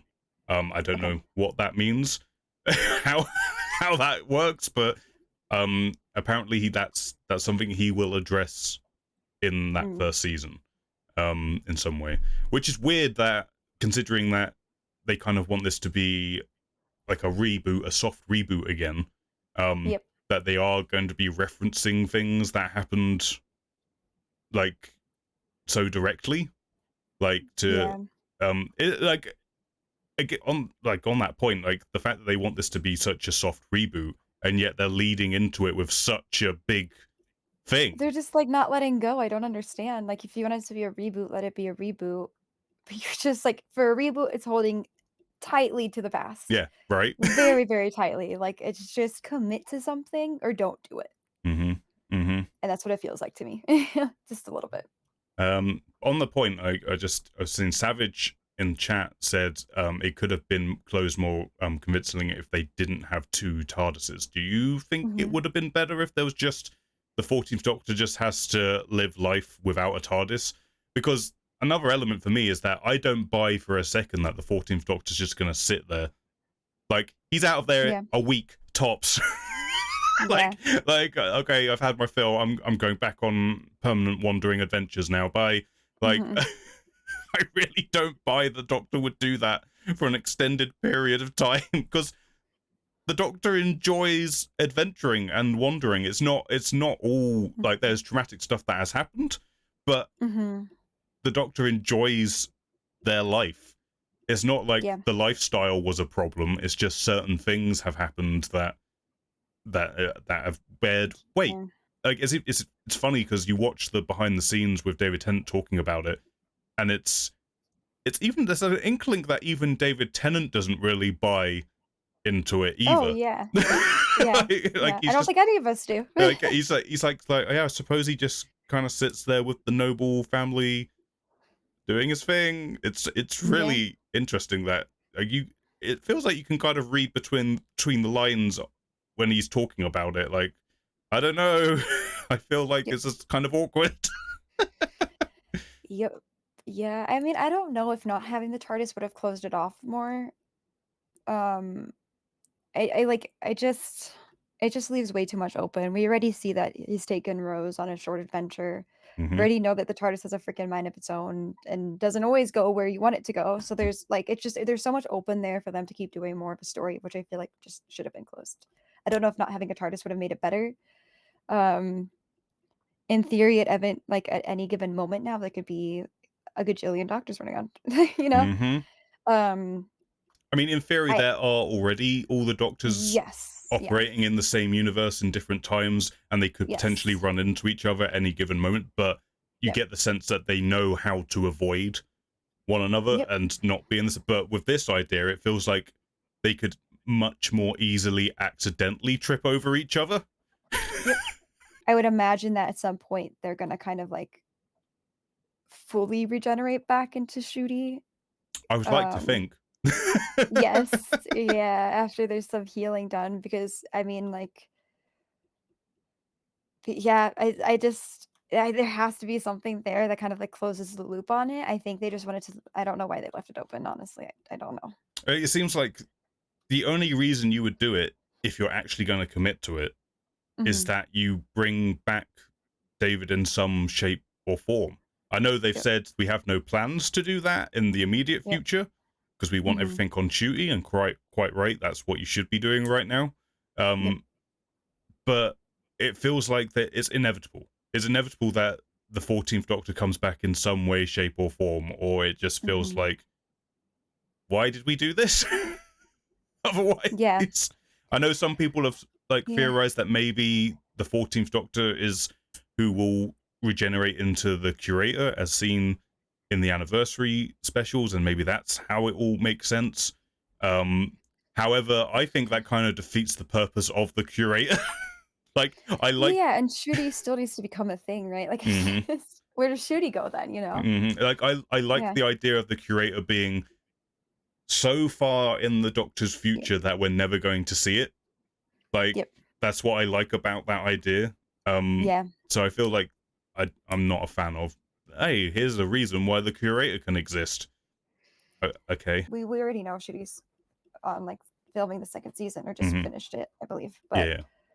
like, it could just be a time of at that moment they were terrified of like trying to go this direction with Shooty and kind of wanted to do like a soft thing or maybe just I don't know. I don't know the full reason behind it. It just felt like fear Mm. of committing to something, which just fucking commit to it. Like if you're gonna do this whole reboot situation, soft reboot, like we've seen worse, and Mm. we've still been all right, right? Like just commit to taking the Doctor in a direction. Yeah. Just do it. You're already doing it, right? Like it don't take away from that or like make it feel wishy-washy about it because then it makes fans feel wishy-washy about it. Like if you don't trust what you're doing, why should we trust what we're doing? And like Mm. that is tough idea to implement at the beginning of a soft reboot. Yeah. And if I, Very tough. I just go with like, based on his like the InVision commentary, by the way, if you are able to watch it, I know it's only available on iPlayer, but if you're able to watch it, it's very funny. Like David Tennant, Russell Oh T yeah. Davis, and Yeah. they're having a great time and it's entertaining.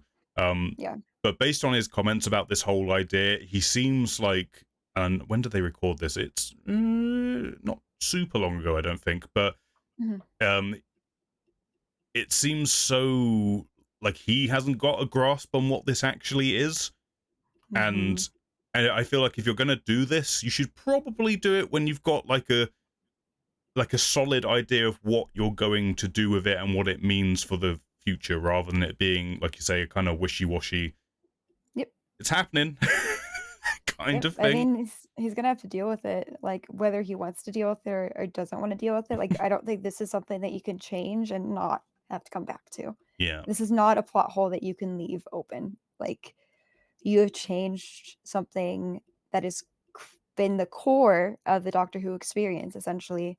It's not something that you can easily ignore and not get severe backlash from, so I don't I wonder if, like, maybe it got to the point where it's like, "Oh, it's already written, like, too far down the road," type of situation of like, "Oh, Mm. shit.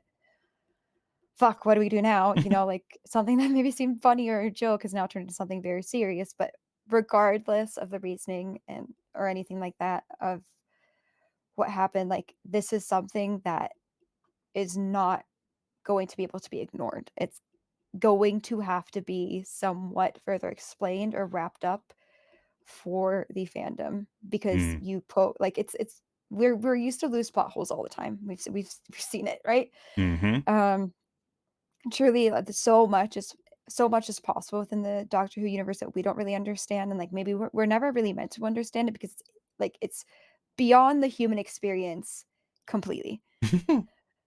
Um, but this is not one of those things. This is something that we have understood throughout the entirety of Doctor Who, and it's not something that's going to go quietly if you do not further elaborate on it. Like there will be consequences for this, whether that's good or bad. Like maybe there'll be a great direction, right? Mm-hmm.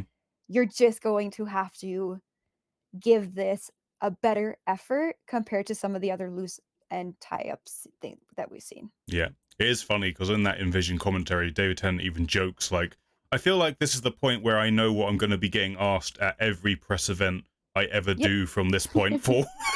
100%. Like, when you It's coming just back? bonkers. When you coming back? Yeah. Clearly, you're Yep. coming back. Yeah, like, you can deny it as much as you like, I know Russell T Davies has said that, but, like, if you didn't wanna take away from Shooty, why did you even write it in the first place? I guess, like mhm. I don't.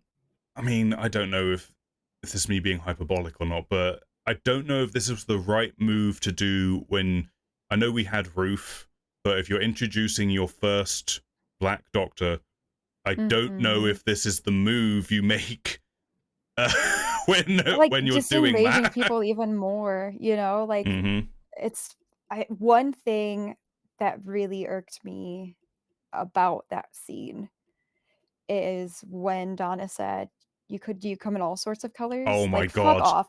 That was Oh one of the my most god! ignorant statements I think has ever been written to that scene. I felt so much fury in my soul. Hmm. Like, first of all, Donna knows better, right? Like, Yes, you that is a think? very well-educated fucking companion. That is a like, if it was a new educated companion, it still is not a great line. Like, if it was some new, not educated, just new companion, Yes. it wouldn't have been a great line ever. But it would have made maybe slightly more sense. But, like, Donna is well educated, right? Like, we just see her Hmm. get a job at UNIT. Fuck off with that Hmm. nonsense. I don't even know why they added that line. I just was It's so that one line pissed me off so it much. made me cringe so much when I heard that. It's like, did Donna just We become an alt-right crazy person for like, 2 seconds? Like, what happened? excuse me? Like, don't give people, like, it just was it's so dumb. It It was so is. dumb in the moment, and, like, goddamn. I That's all I can don't. say about it. It was so infuriating. Yeah, I don't know what was going through Yeah. his head when he wrote that line. I have no idea. I have no Like idea. it just doesn't make sense at all, like, No. why even mention that in the slightest, right? Like, it just Mhm. we have so many great things happening. We have Rose who's trans. We have, like, the first Black Doctor. There's things that are happening that are, like, that are great. Mhm. Um, we're seeing inclusion, like, I loved seeing the wheelchair ramp for Yeah. the new TARDIS, like, that was great. Um Why just degrade all of that in one single One fucking line? line. In It's- what world does someone think that was a good idea? Like, I just don't if you're gonna have that line, Oh god. if you're gonna have that line, have the toy maker say it. Of all people, like Yeah, it's like because someone, it's just someone who's like, you know what I mean. It's oh yeah, it. I had the We exact can't same even write it off reaction. to being daft, right? Like, it's not even like, "Oh, Donna's being daft," or something like that, like, no. Mm, This is a well-educated companion mm-hmm, who has seen a lot of shit for the Doctor. mm-hmm. Yeah, What is with it? it's an What is with awkward it? one. Don't give fans any more reason, like, there's always gonna be asshole fans, it happens to every single science more than just science fiction, but every kind of, like, sci-fi universe that there is. There's always people that are upset about change, and those people can go fuck themselves, get over yourselves, like, just I don't care. I'd N- why would you give them a line to give them reason to be like, "Wait a minute," like, just let it play out. Holy yeah, shit, it just was yeah, sorry. it was That I don't know why, that no, got me so upset. no. I was the same. I was like, when that line happened, I was just like, huh, huh, what, what, what? It's like Donna did not read the room at all in that moment. No, like yeah, and like, as chaotic as that moment it is beautiful to see Shooty kinda be like, "Oh, I am completely me," and have Mm. that heartfelt moment with Mel, and then Donna pops her head behind and is like, "Oh, so you come in all sorts of colors." Like, Yeah, yeah, it yeah. just no. Uh, okay. Well, like Yeah, that's our thoughts and feelings about the whole bi yeah. generation. It's a thing. Mhm, Like I say, could be resolved in an interesting way. So I will, as much as I don't gel with it as of right now, I will also be mhm, like open to the prospect that it can mhm. be resolved in some way or expanded upon in some way that makes me go, oh, okay, I can see I how see this this working. works Yeah. dramatically and how it works emotionally in a satisfying way as a viewer. Mhm. But as of right now, it just seems a bit like messy, confused, not fully thought out. Yeah. Um, and like I say, I guess we just have to wait and see, and Yep. see if anything happens with it. But yeah, I guess at this point we'll give our score for the episode, and then we'll move into the future and the speculation going forward. So, how many? What can I use on this episode? How many giggling, creepy puppets out of 10 do you give the giggle? Oof. It's so tough because so much of it was great, Mm-hmm. But and left then you so wanting much of more. it yeah, and left me wanting more, and then the last few minutes of it left a lot of confused feelings, Mm-hmm. and I don't know, it's so It's tough. I really a wish I game could of rate two them halves. separate. I really wish I could rate them separately because they would both be very different. I'd give it a 7 out of 10, I guess. Yeah, Is 7 the giggling best I can puppets. go, kind of, like, mixing the 2 together. I truly think we could have done this in 2 episodes, given the toy maker more context, and the second episode maybe given more context as to what the heck was going on with Uh, this fridge generation thing. yeah. But yeah. Um. Yeah, I'm trying to think. I think I comparing it to the other two episodes. I definitely liked it more than the Star Beast. All in all, Yeah. I think Yeah. I preferred Wild Blue Yonder Yep. as an episode. Um. However, I really liked the first. Like, I was really loving like the first half or so of this, Yeah. and I it's really tough. Like you say, if I could just rate like the 50 minutes and if it had a satisfying regeneration, emotionally impactful scene, I would be giving Mhm. this like an 8 or possibly a 9, depending on how the regeneration was handled. Oh, yeah, I think it would've Um, gotten a 9 out of 10, in my but opinion, before but that. because we have to look at the whole thing, I think I'm kind of right there with you at a 7. Um, Mhm. yeah, 7 giggling puppets. 7 giggling puppets. There should have been 7 extra rows of teeth because goddamn, All how those did no teeth. one talk about the teeth? Yeah, got that teeth. The teeth, We there's could so many. we got some more stuff about the episode to talk about in the Yes, yes, we speculation. do. Yeah, yeah. It kind of leads into that. YouTube, we edited again because we're talking longer than we normally do. We should have been here live, I guess. Woo! We're back. We back. Okay. 7 giggles out of 10. Uh, Mhm. but now to the future and some of the things that this episode kind of implied and what we're looking forward to. Toymaker said my legions are on the way, so more godly Yes. threats. Um, Yep. all kind of up in the air. Like, it could be anything. It could be old stuff. It could be new stuff. Something that is tangible, and I kind of got it right. In the Star Beast review. The Master did kind of show up. Just saying. In the You're not wrong. You're not wrong. The Master was there. So in this episode, the toy maker on his little trip around the universe before the Doctor, when presumably it's the Sacha Dhawan Master who was dying and played a game to save his life, but lost and got put inside the toy maker's golden tooth with that other bajillion teeth that he had in his mouth.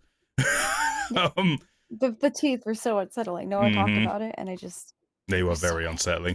Yeah, I had to double take at those teeth because I was like, "Is that a normal? That's not a normal amount of teeth." No, I definitely got like the creepy crawlies from that. That was the well written part. But in reference to season 3, just like before, when a red fingernailed hand came down and picked up the Master's ring. This time we had the same hand seemingly floating off the edge of a building that's God knows how tall, picked up the Master trapped inside a golden tooth. So that seems to imply there are plans for the Master going forward. We got like all of the Masters laughing, which I didn't pick up on the first time. I thought it was just kind of John Sim and Michelle Gomez kind of mixed to Gomez to get together. But it's actually, you got Anthony Ailey in there. Yeah, there's a lot packed in. I assume Sasha's laugh is in there as well. But they're all kind of mixed together. So do we think we're going to get a new Master, or do you think Russell's going to keep Sasha again, or what are we thinking? I would assume probably a new Master to go along with Ncuti, and I think this is probably, if it's going to happen at all, it will be in Ncuti's second season more than likely than the first, because I kind of think they're trying to angle towards, let's do some new stuff for Ncuti's first season. New things. So that's a thing. I mean, I always love seeing the Master. I love having that Moriarty like flip of the coin to the Doctor's Sherlock going on. And it'd be nice to see a slightly different Master. If I'm kind of, as much as I've enjoyed all of the performances of that character from the actors who've done it in Modern Who, they've all kind of steered into, let's play it kind of Joker-esque, like over the top, giggly, manic, that kind of thing. So I wouldn't mind seeing especially Sasha's. Yes, especially they really went for it. I wouldn't mind someone maybe pulling back a little bit and maybe doing a Master that's a little bit more, which might be an interesting foil to the more energetic 15th Doctor. It might be like, I kind of want to see a Master, I mean, this might be a reference, I don't know if anyone will get it. I want to see a Master be a little bit more Hannibal Lecter-esque. I want someone be just a little bit more funny because they know they're smarter than you and they play with that. Like, they're so, like, the TV show of Hannibal has got so many like creepy funny lines from Hannibal because because Hannibal knows everything that's going on before everyone else. Just the classic, I'm going to have them for dinner, you know, that kind of dark humor. Like, I kind of want a Master to do that kind of thing, and just something different from the manic. What would you like to see in a potential future Master? Yeah, I mean, so if we've written it now that every Doctor could have bi-generated, could go for the Master as well, obviously, because they're technically there in that moment when it happens. So right. I would love to see Missy again for a little bit. Like, if they're gonna play with the kind of bi-generation thing as to like who's going to kind of like pick up. I feel like out of all of them, Missy has kind of seemed like the most all-knowing to me in a sense of, like, methodically kind of planning, Mm. and you don't fully know where it's going yet. So it'd be interesting if there's some sort of bi-generation thing with that where Michelle brings back the master and is like, "Listen, don't fuck it up this time, alright? Let me just tell you about what's been going on." But I think it's just, like I think that's just, like, a red herring with red nail polish, if I'm gonna be honest. Yeah. It feels like I don't think it's Kate. It no. just feels like a tongue-in-cheek way of Yes. paying homage. To season Um, 3, basically. It's just like, yeah. we did it again. You know what this means.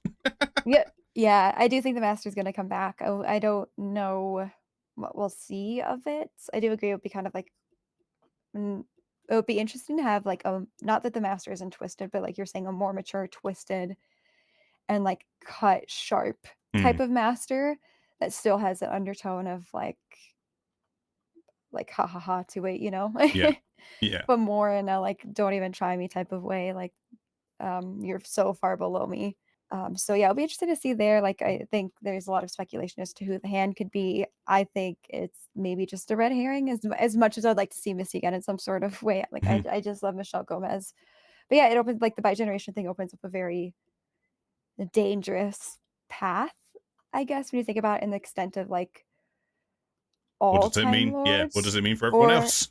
yeah, or is it just because we have the Timeless Child and only the Timeless Child can do by generation, and that's kind of what's created it. It would like and correct me if I'm wrong, and I might be really wrong about this because I feel like I vaguely remember this, but my Go on. brain no sleep. Like, was it indicated by the toy maker that they're the reason why the Timeless Child situation happened? Sort of. I was going to bring this up. Like, there's a Yeah. line in there which is kind of a cheeky way of Russell kind of explaining why the continuity of Doctor Who never makes any sense. Um, Mhm.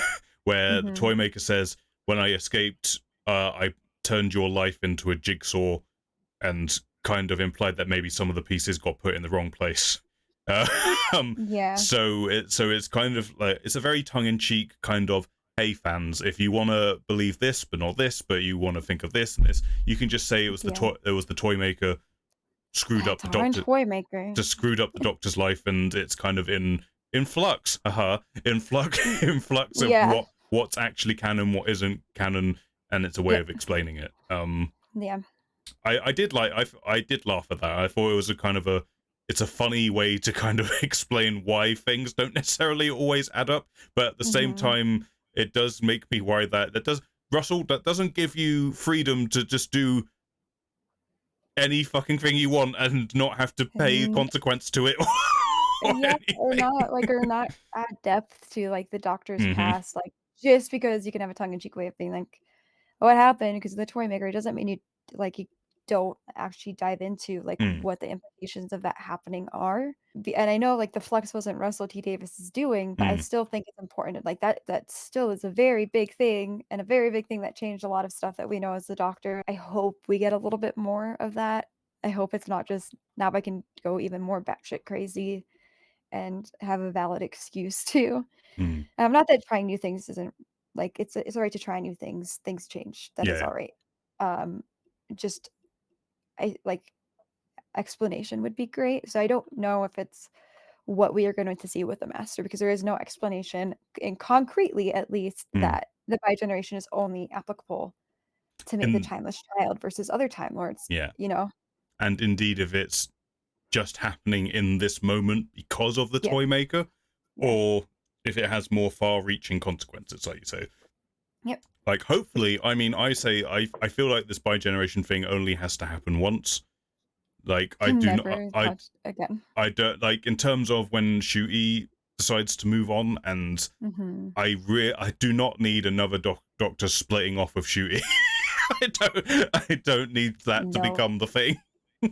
no. That's just too much. It's almost too much the first time around, let alone keep doing it. Yeah, it takes away from, like, the purpose of it a little bit, I Yeah. think. But yeah, that's the master. That's something tangible that we can speculate Mhm.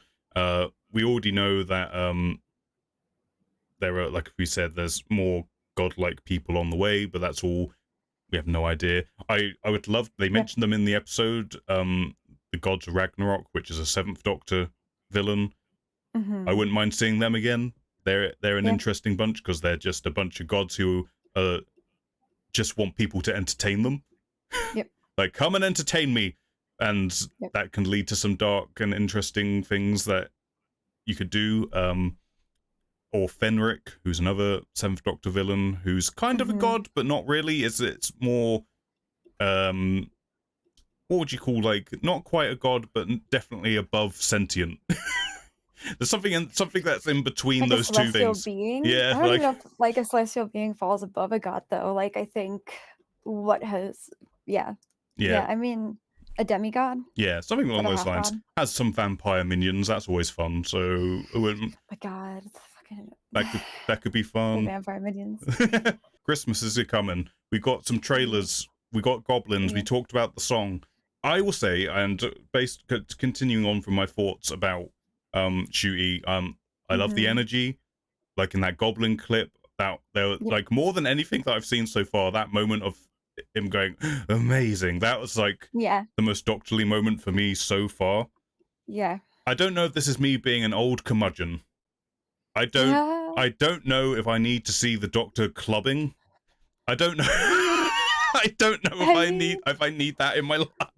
I mean, fine, whatever. Like, do what you're gonna do, but yeah. I don't know. Whatever. There may be context to the scene when it happens and whatever. But yeah, I'm just looking because obviously Shooty's gonna bring like Shooty's energy to it, as Yep. as you should, as every actor who's played this role brings something of themselves to that character, and that's the way to do it. It's all Yep. like I feel like it is a character who accentuates the actor who's playing it in that moment, and like they really base a lot of it off of themselves because, like the writers always say, they just write the Doctor. Like that's how they do it. They just write Yep. the Doctor, and then the actor brings themselves to it. So I'm sure Shooty will do that. I am interested to see, because I'm sure it'll be in the scripts, to see Shooty do the more traditional Doctorly moments. Because so far it's been like I enjoyed what I've seen so far. It's very Shooty-esque, and I'm kind of looking for the balance, I guess. Yep.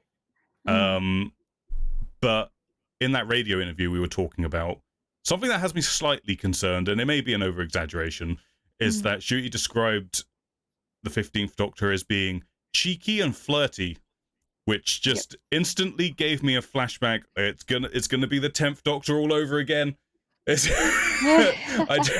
I don't need another flirty Doctor, please. I don't need this again. Yeah. I mean, I like that Shooty said mischievous. I can get on board with that. I can get on board with the cheeky side of it. And it's just a me thing. Like, if you're into the flirty Doctor, like, hey, go for you. And I'm sure Shooty was going to have some amazing moments that I'm going to really enjoy. But it, like I say, one of my issues with the 10th Doctor is that the kind of knowingly cool, flirtatious nature of it just kind of wasn't for me. And I have my concerns that there might be some of that with Shooty's Doctor as well. Like I say, that's very much a me thing. I'm not saying I'm right or wrong. It's just my subjective thing. It feels like the right time to bring back that kind of youthful energy, because it feels like it's been a good enough chunk of time when we've had this kind of Doctor going on. So now it's time to swing back over this way and do that. And it makes sense for a soft reboot if you think about it, to like you to bring in new fans to get like emotionally invested in a character and then see them go through their own emotional stuff. You gotta like pique their interest in caring and loving for your character before and this is dumping more trauma. There's that clubbing scene, like when that first happened in the trailer, because it's like the first bit of the trailer that we saw on the BBC anyway, because I think it's a slightly different one for the Disney Plus trailer, because you get like the church and all of that kind of being set up with the Disney trailer. Like it opens with that clubbing scene, and I was like, wait, is this Doctor Who? when that clubbing scene first happened, I was like, so is this like a trailer for like a soap opera? What am I looking at here? But then it got into running across rooftops and big goblin ships, Shooty jumping across over to a rope ladder and saying, "I'm the Doctor." and I was like, okay, we're here. Yeah. We're back. What about you? Do tell. I know you're very excited, but Yeah, I am really excited. And like I said, I think it's because I've seen Shooty's work before in like a yes, really like conflicting role. Like I don't want to give too many spoilers for Sex Education, but like that character's arc and how he played it out like gives me a lot of faith. yeah, I think like with the clubbing scene, I think I've just in general have been more open minded. Like, and I think that is indicative of what I think of Jodie's seasons. yes, So with that clubbing scene, I think like w- since Shooty has had to come earlier than intended, right? And the theory is that the other doctor has taken a moment, paused, and enjoyed life for Shooty to be the doctor that Shooty is. yes, yeah, So I think maybe now that that timeline's a little bit borked, it's like a cheeky way of Shooty being like, "Oh, I get it. Like I get to experience this for myself for a hot second, yeah. right? Like I get to experience a human delight." Yeah, if that's how the scene's played, I'll be into it. Like, if it's the Doctor just Yeah. being like, I want to see what this is all about, Yeah, like, then it kind of like, we only get, like, how many clips of it, so, like, I'm yeah. hoping it goes that direction because if David Tennant gets to fucking have I don't know what it was, Sunday brunch with families every Sunday afternoon, I think Shooty just deserves to go dancing. Give fucking give him a moment, you know? So I think maybe there's a little bit of, like, "Oh, wow, like, I get to see this a little bit earlier than I was originally supposed to, so let's kind of poke about Hmm, and see what's up." I yeah. think, of course, they're gonna go for some younger type of things if they're trying to bring in a new generation with the reboot, Hmm. which, but has been successful in the past. So Yes. I can see why they would do it again. Times are changing, things are changing.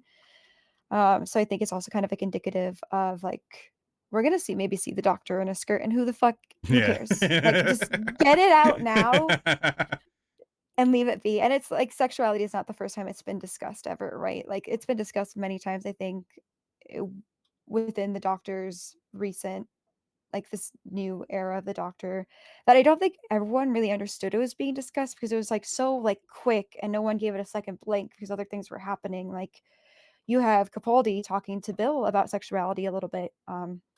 And Bill's very tongue in cheek of like, well, you always still call yourself Time Lords, you know? If you could be anything, like kind of that, Yeah, and, like, Capaldi's like, "Shut up."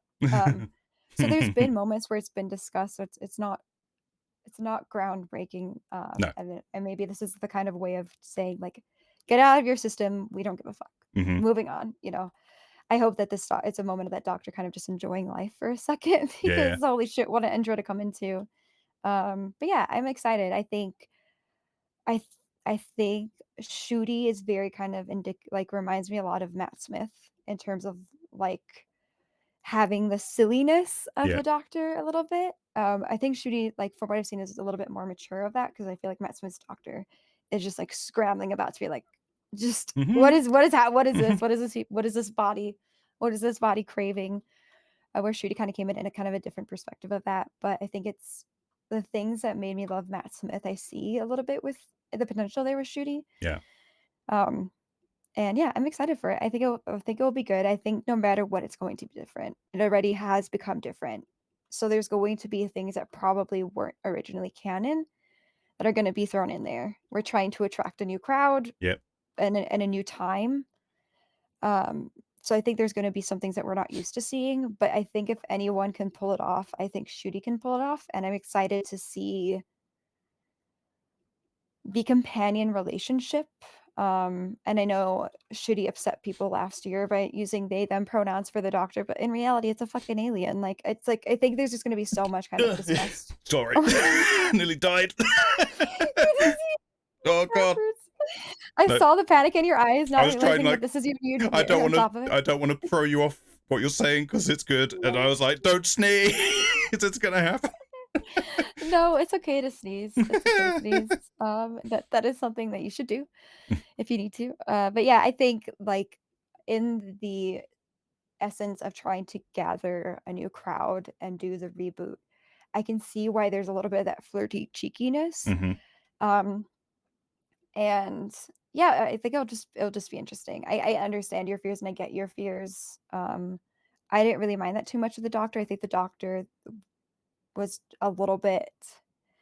egotistical with the 10th Doctor, where I think Ncuti is more kind of like nurturing, Yeah. kind of cheeky, flirty, Yeah, where yeah, it's yeah. not about the Ncuti's ego, it's just about like coming to terms with loving everyone after seeing so much shit. Yeah.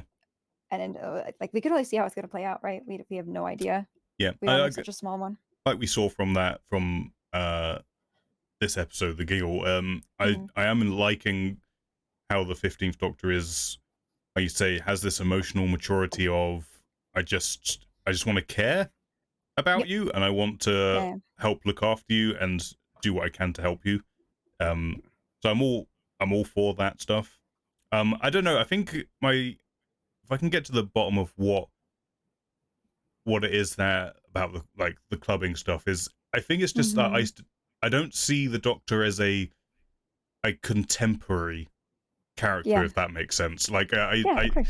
and I feel like that's what the companion brings to it, is to help Yeah. that incarnation of the Doctor, like, this is what the world is right now, this is the time that I'm from, Mhm. especially if you're going with a modern day human companion. Like, Yep. that's what they bring to the pie, and the Yep. Doctor experiences it through them. Like I said, the scene may, like you say, just be like the Doctor being like, hey, I've never tried this out, why why don't I try this out and see what it is? Yeah. Which I think, like, it's that fish out of water thing, and that's, if that's the Mhm. scene, that could work in that way. It's just a tiny thing, it's just a little, like I like the Doctor seeing the contemporary world through the eyes of the companion. Yep. And Yeah. I don't want the Doctor to be the contemporary person, if that makes sense. Like, Yeah. they need to be slightly removed from the human way of thinking, if that makes any sense. Which we saw in, like I say, in that Goblin clip, when the Doctor's just like more interested in what Yeah. he's looking at rather than Amazing what's happening. Yeah, we only time can tell, only time can tell, but I do think no matter what, there are going to be things that are very different about this Doctor, and there are yeah, going to be people who love it. There are going to be people who hate it. There are going to be maybe people that takes a little bit of time to turn around to it. So yeah, yeah, it's yeah, like that with any new Doctor. indeedy. I mean, I'm always excited to see what a new person's going to do with it. That's part of, like I say, it's part of the journey, which I feel was Yeah. slightly robbed because of this by generation thing. But no, I'm all here for it. As for the Christmas, like, we've got a little bit of information, and Mhm. I know you're kind of the concern of, are we wiping away the stuff that was revealed with the Timeless Child and all of that? Mhm. It's based on the little bit, because reviews of this episode have started coming out. It Mhm. does seem to be playing a little bit into the Timeless Child stuff, because Ncuti and Millie's companion Doctor relationship seems to be based Mhm. around a similarity of them both being orphans, which obviously directly stems from Yes. the Timeless Yeah. Child, Yep. and Ruby's apparently a character who is also an orphan as well, so that's how they kind Mhm. of find a kindredness between them. So we're not completely letting go of the Timeless Child, it appears, and Yeah. Yeah. so make of That'll that be what you exciting. will, everyone. Yeah, No, I think it'll be exciting. I think also, like, the tease of the one who waits, yes. that is kind of teased as, like, b more powerful and bigger than anything. It's also slightly concerning because Russell be writing it, and we know how Yep, Russell does when he goes big and explodey. yep, We'll see. We'll see. I will remain optimistic, because mhm, I want the show to do well, and I want it to be good, and I want it to find and keep growing its audience. I know there's a lot of people in Doctor Who fandom who love nothing but to gatekeep the shit out of this show. And like, no, you don't get to be a part of this. No, you yeah, which is so idiot. ridiculous, like, let so ridiculous. let other people watch it and enjoy it, because if you want Yeah, it to keep going, then that's how that happens. You let other people find yeah. it. We're Hmm. living in a time where people don't always think of others and Yeah, get very self-obsessed. I think when you gatekeep and try to keep something like that to yourself, you're doing that exact behavior when in reality the whole show is about not doing that behavior, right? Like yeah, the doctor is yelling at humans so much to not do that. So to gatekeep makes no sense. It's kind of what this episode was about. Yeah. In a sort of way, like I say, Finley failed allegory of everyone thinking they're right about everything, and using their worst aspects to take that out on other people. Yeah, it's very indicative of like the anti-vax movement with the anti. Yep. I also don't trust the links completely. I feel like something about that design seems very fucking sus to me. Well, interesting you bring that up, because in the Envision commentary they were saying that the Vinx was meant to be more chrome-like in original conception, and Russell was like, they got on set, saw it, and apparently for Shooty, because I guess spoiler, the Vinx is coming back, because obviously that gigantic expensive set is coming back. Yes. That the Vinx has a bit of an upgrade, so maybe they'll finally get their chrome look the next time we see them. But I just still something seems up. Something seems up. That could just be me, but I just like it's because it's just kind of drops and they're like, oh, unit has an alien robot working for them all of a sudden. That's all we need to know. Thanks. It also just kind of feels like Davros to me a little bit design wise, because it seems to be like a computer that's strapped in kind of thing. It's just like a robot that's like there. Yeah, I think it was made out of shipwreckage, right? Yeah. So I don't know if this upgrade they're talking about maybe gives the Vinx more agency, perhaps, to be more involved. I guess we'll see. Yeah, I still have my eye out for it. That might just be me being silly, but like something about it just like I feel like when we've been introduced to things like this in the past, the best intentions are there, and then something influences something somewhere. So like it could be literally nothing with that at all. But I just for some reason I was like, pause. Yeah, just but that Doctor Who paranoia. I don't know if I trust you. Are you the droid that we're really looking for? Yeah. But yeah, I guess I don't know if it's anything you've got. Well, one thing we can speculate about actually before I completely lose track of my brain as we go on. Speculate. Spin-offs. We know spin-offs are coming. Yep. We know these are Russell's been talking about this. We know they're on the way. Well, we've kind of alluded to this. One that seems obvious to everyone, but there's no official announcement to this, is that Unit would get a spin-off. That's the one that makes the most sense. Yeah. like, I mean, it does, to explain backstory too of like what Unit's been what it's been up to, right? Like that it's a massive goddamn building. I don't know. I mean, I don't know what you do or what type of show it would be. I don't know if it would be a show more geared to an older audience or if it would be aiming for the same audience as Doctor Who does. But then why would you make a spin-off just to make another show that hits the exact same demographic as the main show does? I mean, people have said there should have been a Unit spin-off years ago. Because it's I love seeing Unit again. Yeah, it's the thing that makes the most sense to do, and it's the easiest kind of Earth hub to have crossovers happen and to build things up. I just hope with all these spin-offs that like again, it doesn't get too convoluted like we've been seeing with Marvel recently and even Star Wars to a degree, where it's just like there's so much and I can't keep up with everything, and do I need to have watched this to understand this? To like, I don't want things to happen where, just say I'm just watching Doctor Who, and then something happens where it's like, well, you had to watch this 5-part mini series of something else to understand what this is. Yeah, I was gonna say accessibility of that extra content, right? Like that is very important as well. Like there's content that's happening right now that like in the States, unless I do some things, I don't get access to. And that provides context to what is happening in the Doctor Who universe. So I like, if you're going to do spin-offs and complex things, fucking make it accessible and make all of it accessible. If you're doing commentary, make all the commentary accessible to everybody. And find a way. You can find a way. I understand why it's not right now, but I have wholeheartedly believe you can find a way to do this and film this with another budget if you're going to do spin-offs.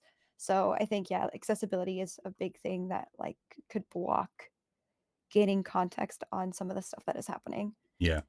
Like, it seems like, I think, from what we understand, Disney are also interested in there being spin-offs, because Yes, because it's it kind Disney. of fits Yeah. their business model at the moment, I guess. Yeah. Like what they're Why would doing. they purchase something to not get the most profit out Yes, of it? Yeah. exactly. So hopefully that means at least any spin-off that is an actual, like, dramatized thing, Yeah. it will go there as well. That seems to be the idea. Yeah, but I mean, also, like, the commentary and But yeah, stuff all is the really, extra like, stuff is like, why isn't that? give us that. We have so many Disney, like, making of Hmm. things about TV shows, like, before the miniseries is even finished, you have a documentary about making said miniseries, so if they're gonna do like, I that commentary would be awesome to have to loop fans in that are new and kind of, like, kicking off a side like, a side story for the first time. Having also commentary there to help them understand a little bit more, because as a new fan, diving into the internet to understand things can be a very scary place, and just people can be very mean. Yeah, it's true. No, I've been saying this, like, it feels like every single week there's been a thing that's released on iPlayer, be it the Tales of the TARDIS stuff, be it the Envision Mhm. commentaries, be it the Daleks in color, be it like all of Yeah. these things. Like, why isn't this available? I mean, I Yeah. guess it's because of, like, they're saying that, you know, these things were exclusively funded by the license payer and not via the Disney Plus deal or the commercial arm of the BBC. It's all, that's why it can only be on iPlayer, I guess. And Yeah, but I I know feel like you some could still find a way I know some for British some people will stuff. get angry with me for even suggesting that we let other people watch the stuff that we paid for. But I don't care. How dare? I want more people to see this stuff because it's Yeah. good and people Yeah. should see it. The other spin-off that is rumored, I don't know, I mean, I've looked a little bit into it, but um the spin-off that is kind of been touted around that it might be happening, they might be starting shooting early next Mhm. year, is this Sea Devil spin-off, Oh, yeah. which is so weird. It's so it's so weird. Like, you're gonna do a spin, like, I like the idea of doing a spin-off, like a mini spin-off that's just one season based around a monster, but to Yeah. do the first one be the Sea Devils for, and the only thing a modern audience might have seen from the Sea Devils is the pirate episode that wasn't that good. Yeah. To Yeah. then be like, yeah, let's do a spin-off with those guys. That they Yeah, everyone loved yeah. that episode. So Yeah. I think the title that's been throwing around is The War Between the Land and the Sea, Mhm. is what it's called, or working titled. I mean, this is even true. It's kind of rumor speculation. I think Yeah, yeah. someone even said, I think Russell gave like a hint of like saying something with 8 letters or 8 words, sorry.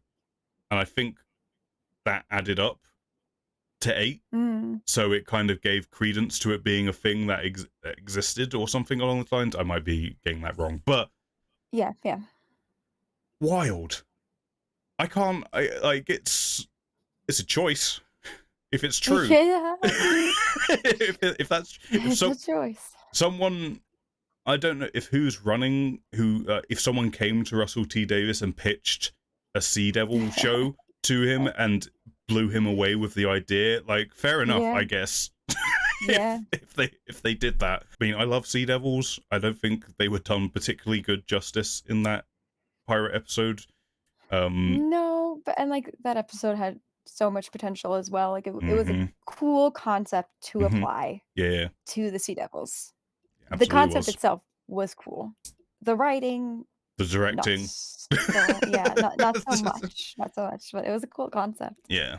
But no, as for spin-offs, like, is there like spin-offs we would like to see? Like I say, Mhm, I like the idea of doing spin-offs based around the monsters and like what they get up to when the Doctor isn't there to stop them, per se, and mhm. how that works. Like, I feel like you could do a Dalek spin-off, like if you wanted to do like a future thing, Mm, but like focus more on like how do humans in their normal everyday humaniness mhm. deal with a Dalek situation when there isn't big brain A box doctor, Time yeah. Lords there to deal with it for them. Yeah. You could do something interesting with that. It could be like, I don't know what you could compare it to, like a Dalek version of The Office. Sorry, Oh my that just god. distracted me. Eggy in chat. Absolutely, I'd watch that. I would 100% watch like a Superior race mockumentary. theft is not a joke. Mockumentary Dalek spin-off. But no, that would be cool. I don't know. What kind of spin-off would you hope to see? Which would actually entice you to be like, this is worth doing, I'll watch this? Yeah, yeah, I mean, not all the spin-offs that have currently happened to date have piqued my interest. Mm-hmm. Um, I think Kate and Unit would be cool. It would be nice to kind of see a little bit more of Unit and the characters that are in Unit. Yeah. Get some more backstory there because I think Shirley has a lot to offer. I don't know how I feel about a Sea Devils. I don't think Like, anyone I does. just I don't know how I feel about anything anymore, if I'm gonna be honest.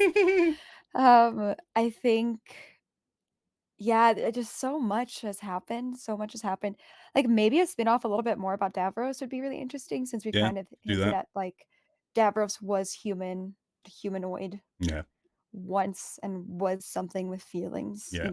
that would and doesn't necessarily always need to be seen in this, like, really bad guy state. Mm-hmm. Maybe that would be a little bit Like cool the build or, up to that, yeah. yeah, yeah, get a little more context there. I'm not craving any spinoffs right now, if that No, it's makes fair. sense. Like, That's absolutely fair. I think seeing a little bit more of the Fugitive Doctor, I know they're doing audio versions, but seeing Yeah. a little bit more of that would be cool, or maybe like a like cartoonized, like we already know they're kind of experimenting with the cartoon portion for the toy maker, Yeah. like maybe adding some of those to some of the other audio tapes because I feel like sometimes it's hard to capture an audience on Mm-hmm. audio alone. I'm getting some visual about it. Like I would maybe like to get a little bit more information on the Fugitive Doctor. But yeah, other than that,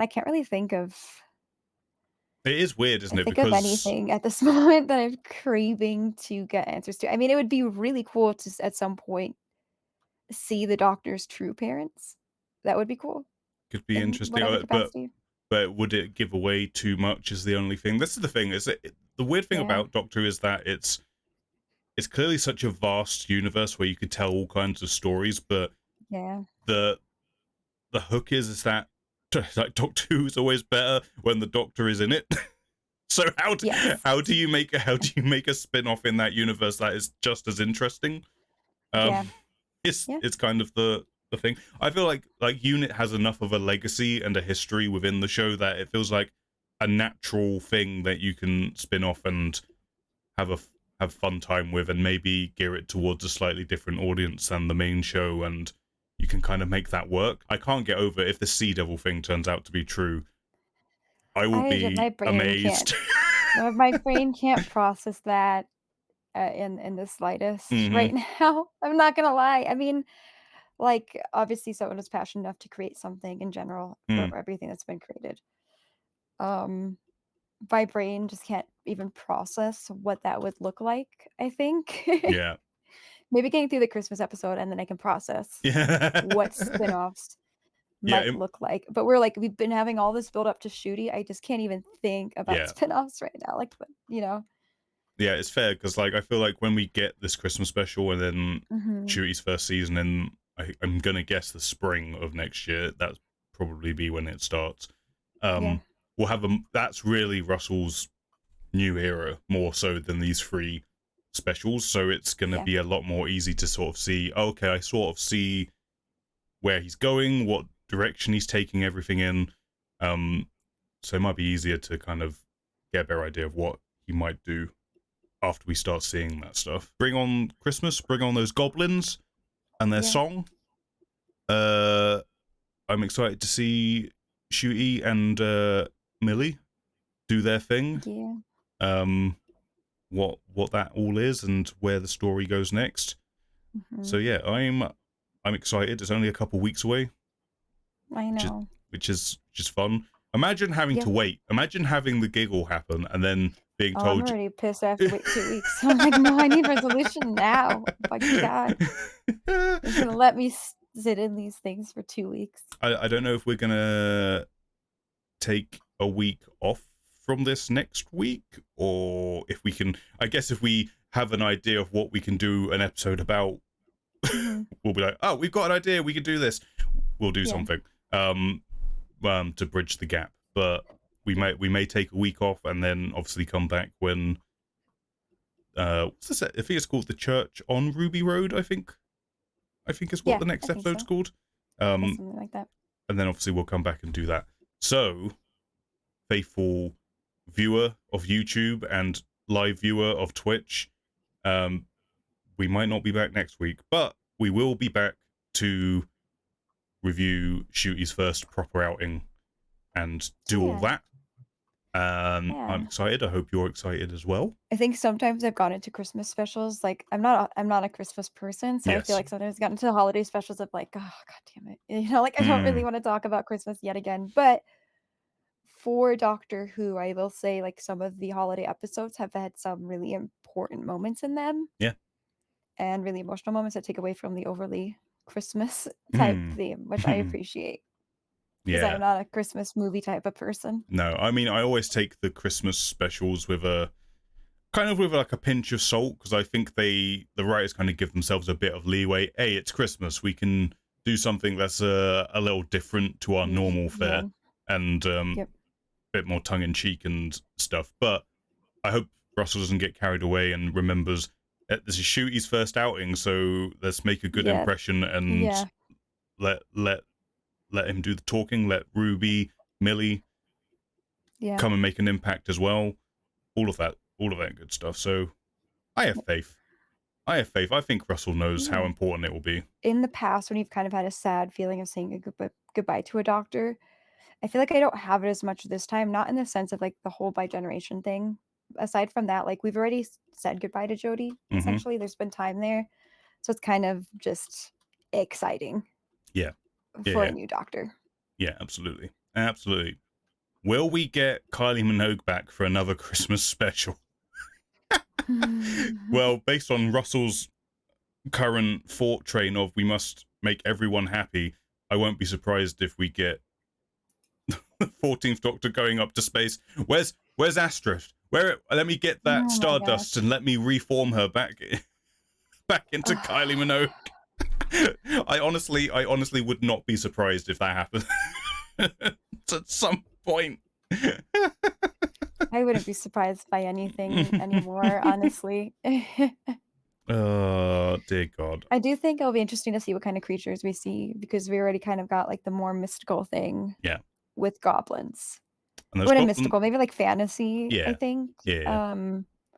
So I have a feeling, just based off of like Russell T Davies kind of saying like a little bit done with the Daleks for a while, this and that. Like I feel like we're gonna see new ideas. I mean, and creature wise. Yeah. So as much as he's been saying about this kind of step into fantasy, and the goblins, they look pretty great. Like definitely give me the Gremlin vibes. In that Envision commentary, he gave some. He was talking about Shooty's first season a surprising amount in that Envision commentary. He did mention that I think he was saying episode 2 or 3 of the Shooty season is a very hard sci-fi story. So clearly we're still going to get some of that. But I'm interested. I mean, that's kind of piqued my interest, the fact that he specifically said it's a very hard sci-fi story. I'm interested to see this cheeky, mischievous Doctor do that kind of story. The Event Horizon all over again. Yes. More Event Horizon. That's what I want in Doctor Who. More possessed spaceships, please. It could be worse. It could be way worse. But no, I think we're good. I think we did it. Done the thing. We got out the other end of this by generation. Should we try? I mean, you can't. There's a gap between us, so we can't really pulling each other's arms. Recreate the scene. All right. YouTube. In the description below, you can find Tash's stuff. It's linked down there if you want to see more Tash stuff and my stuff. I mean, if you wanna, it's there. You should check out Indie's stuff. Indie's great. We both have channels in Discord specific to this podcast, so if you've got something, try and keep it spoiler free if you can.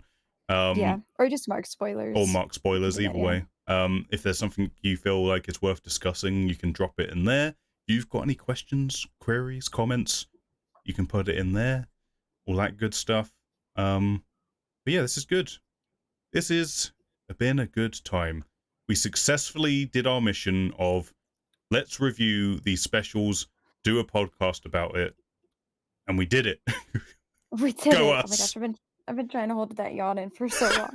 We're so close to the end and Auntie yawn. Yeah, no, we did it. We did it. We did it. So I mean, I think the most important thing is we've had fun doing it, and it's nice to discuss them. And yeah, it's just something new. Indeed. Indeed. I hope everyone watching had fun as well. I've enjoyed it. Yeah. And we'll do the Christmas one, like I say. And then from there, we'll see what happens. We'll see if we do more of these, if we can come up with good topics. We've had some ideas about certain things we could do. So yeah, watch this space, I guess, is what people say. That's a thing, right? I guess so. I don't know. Apparently. But yeah, thank you, everyone. We will catch you for Christmas, I guess, or for this podcast. And bye, YouTube. Bye. Bye. Bye, YouTube.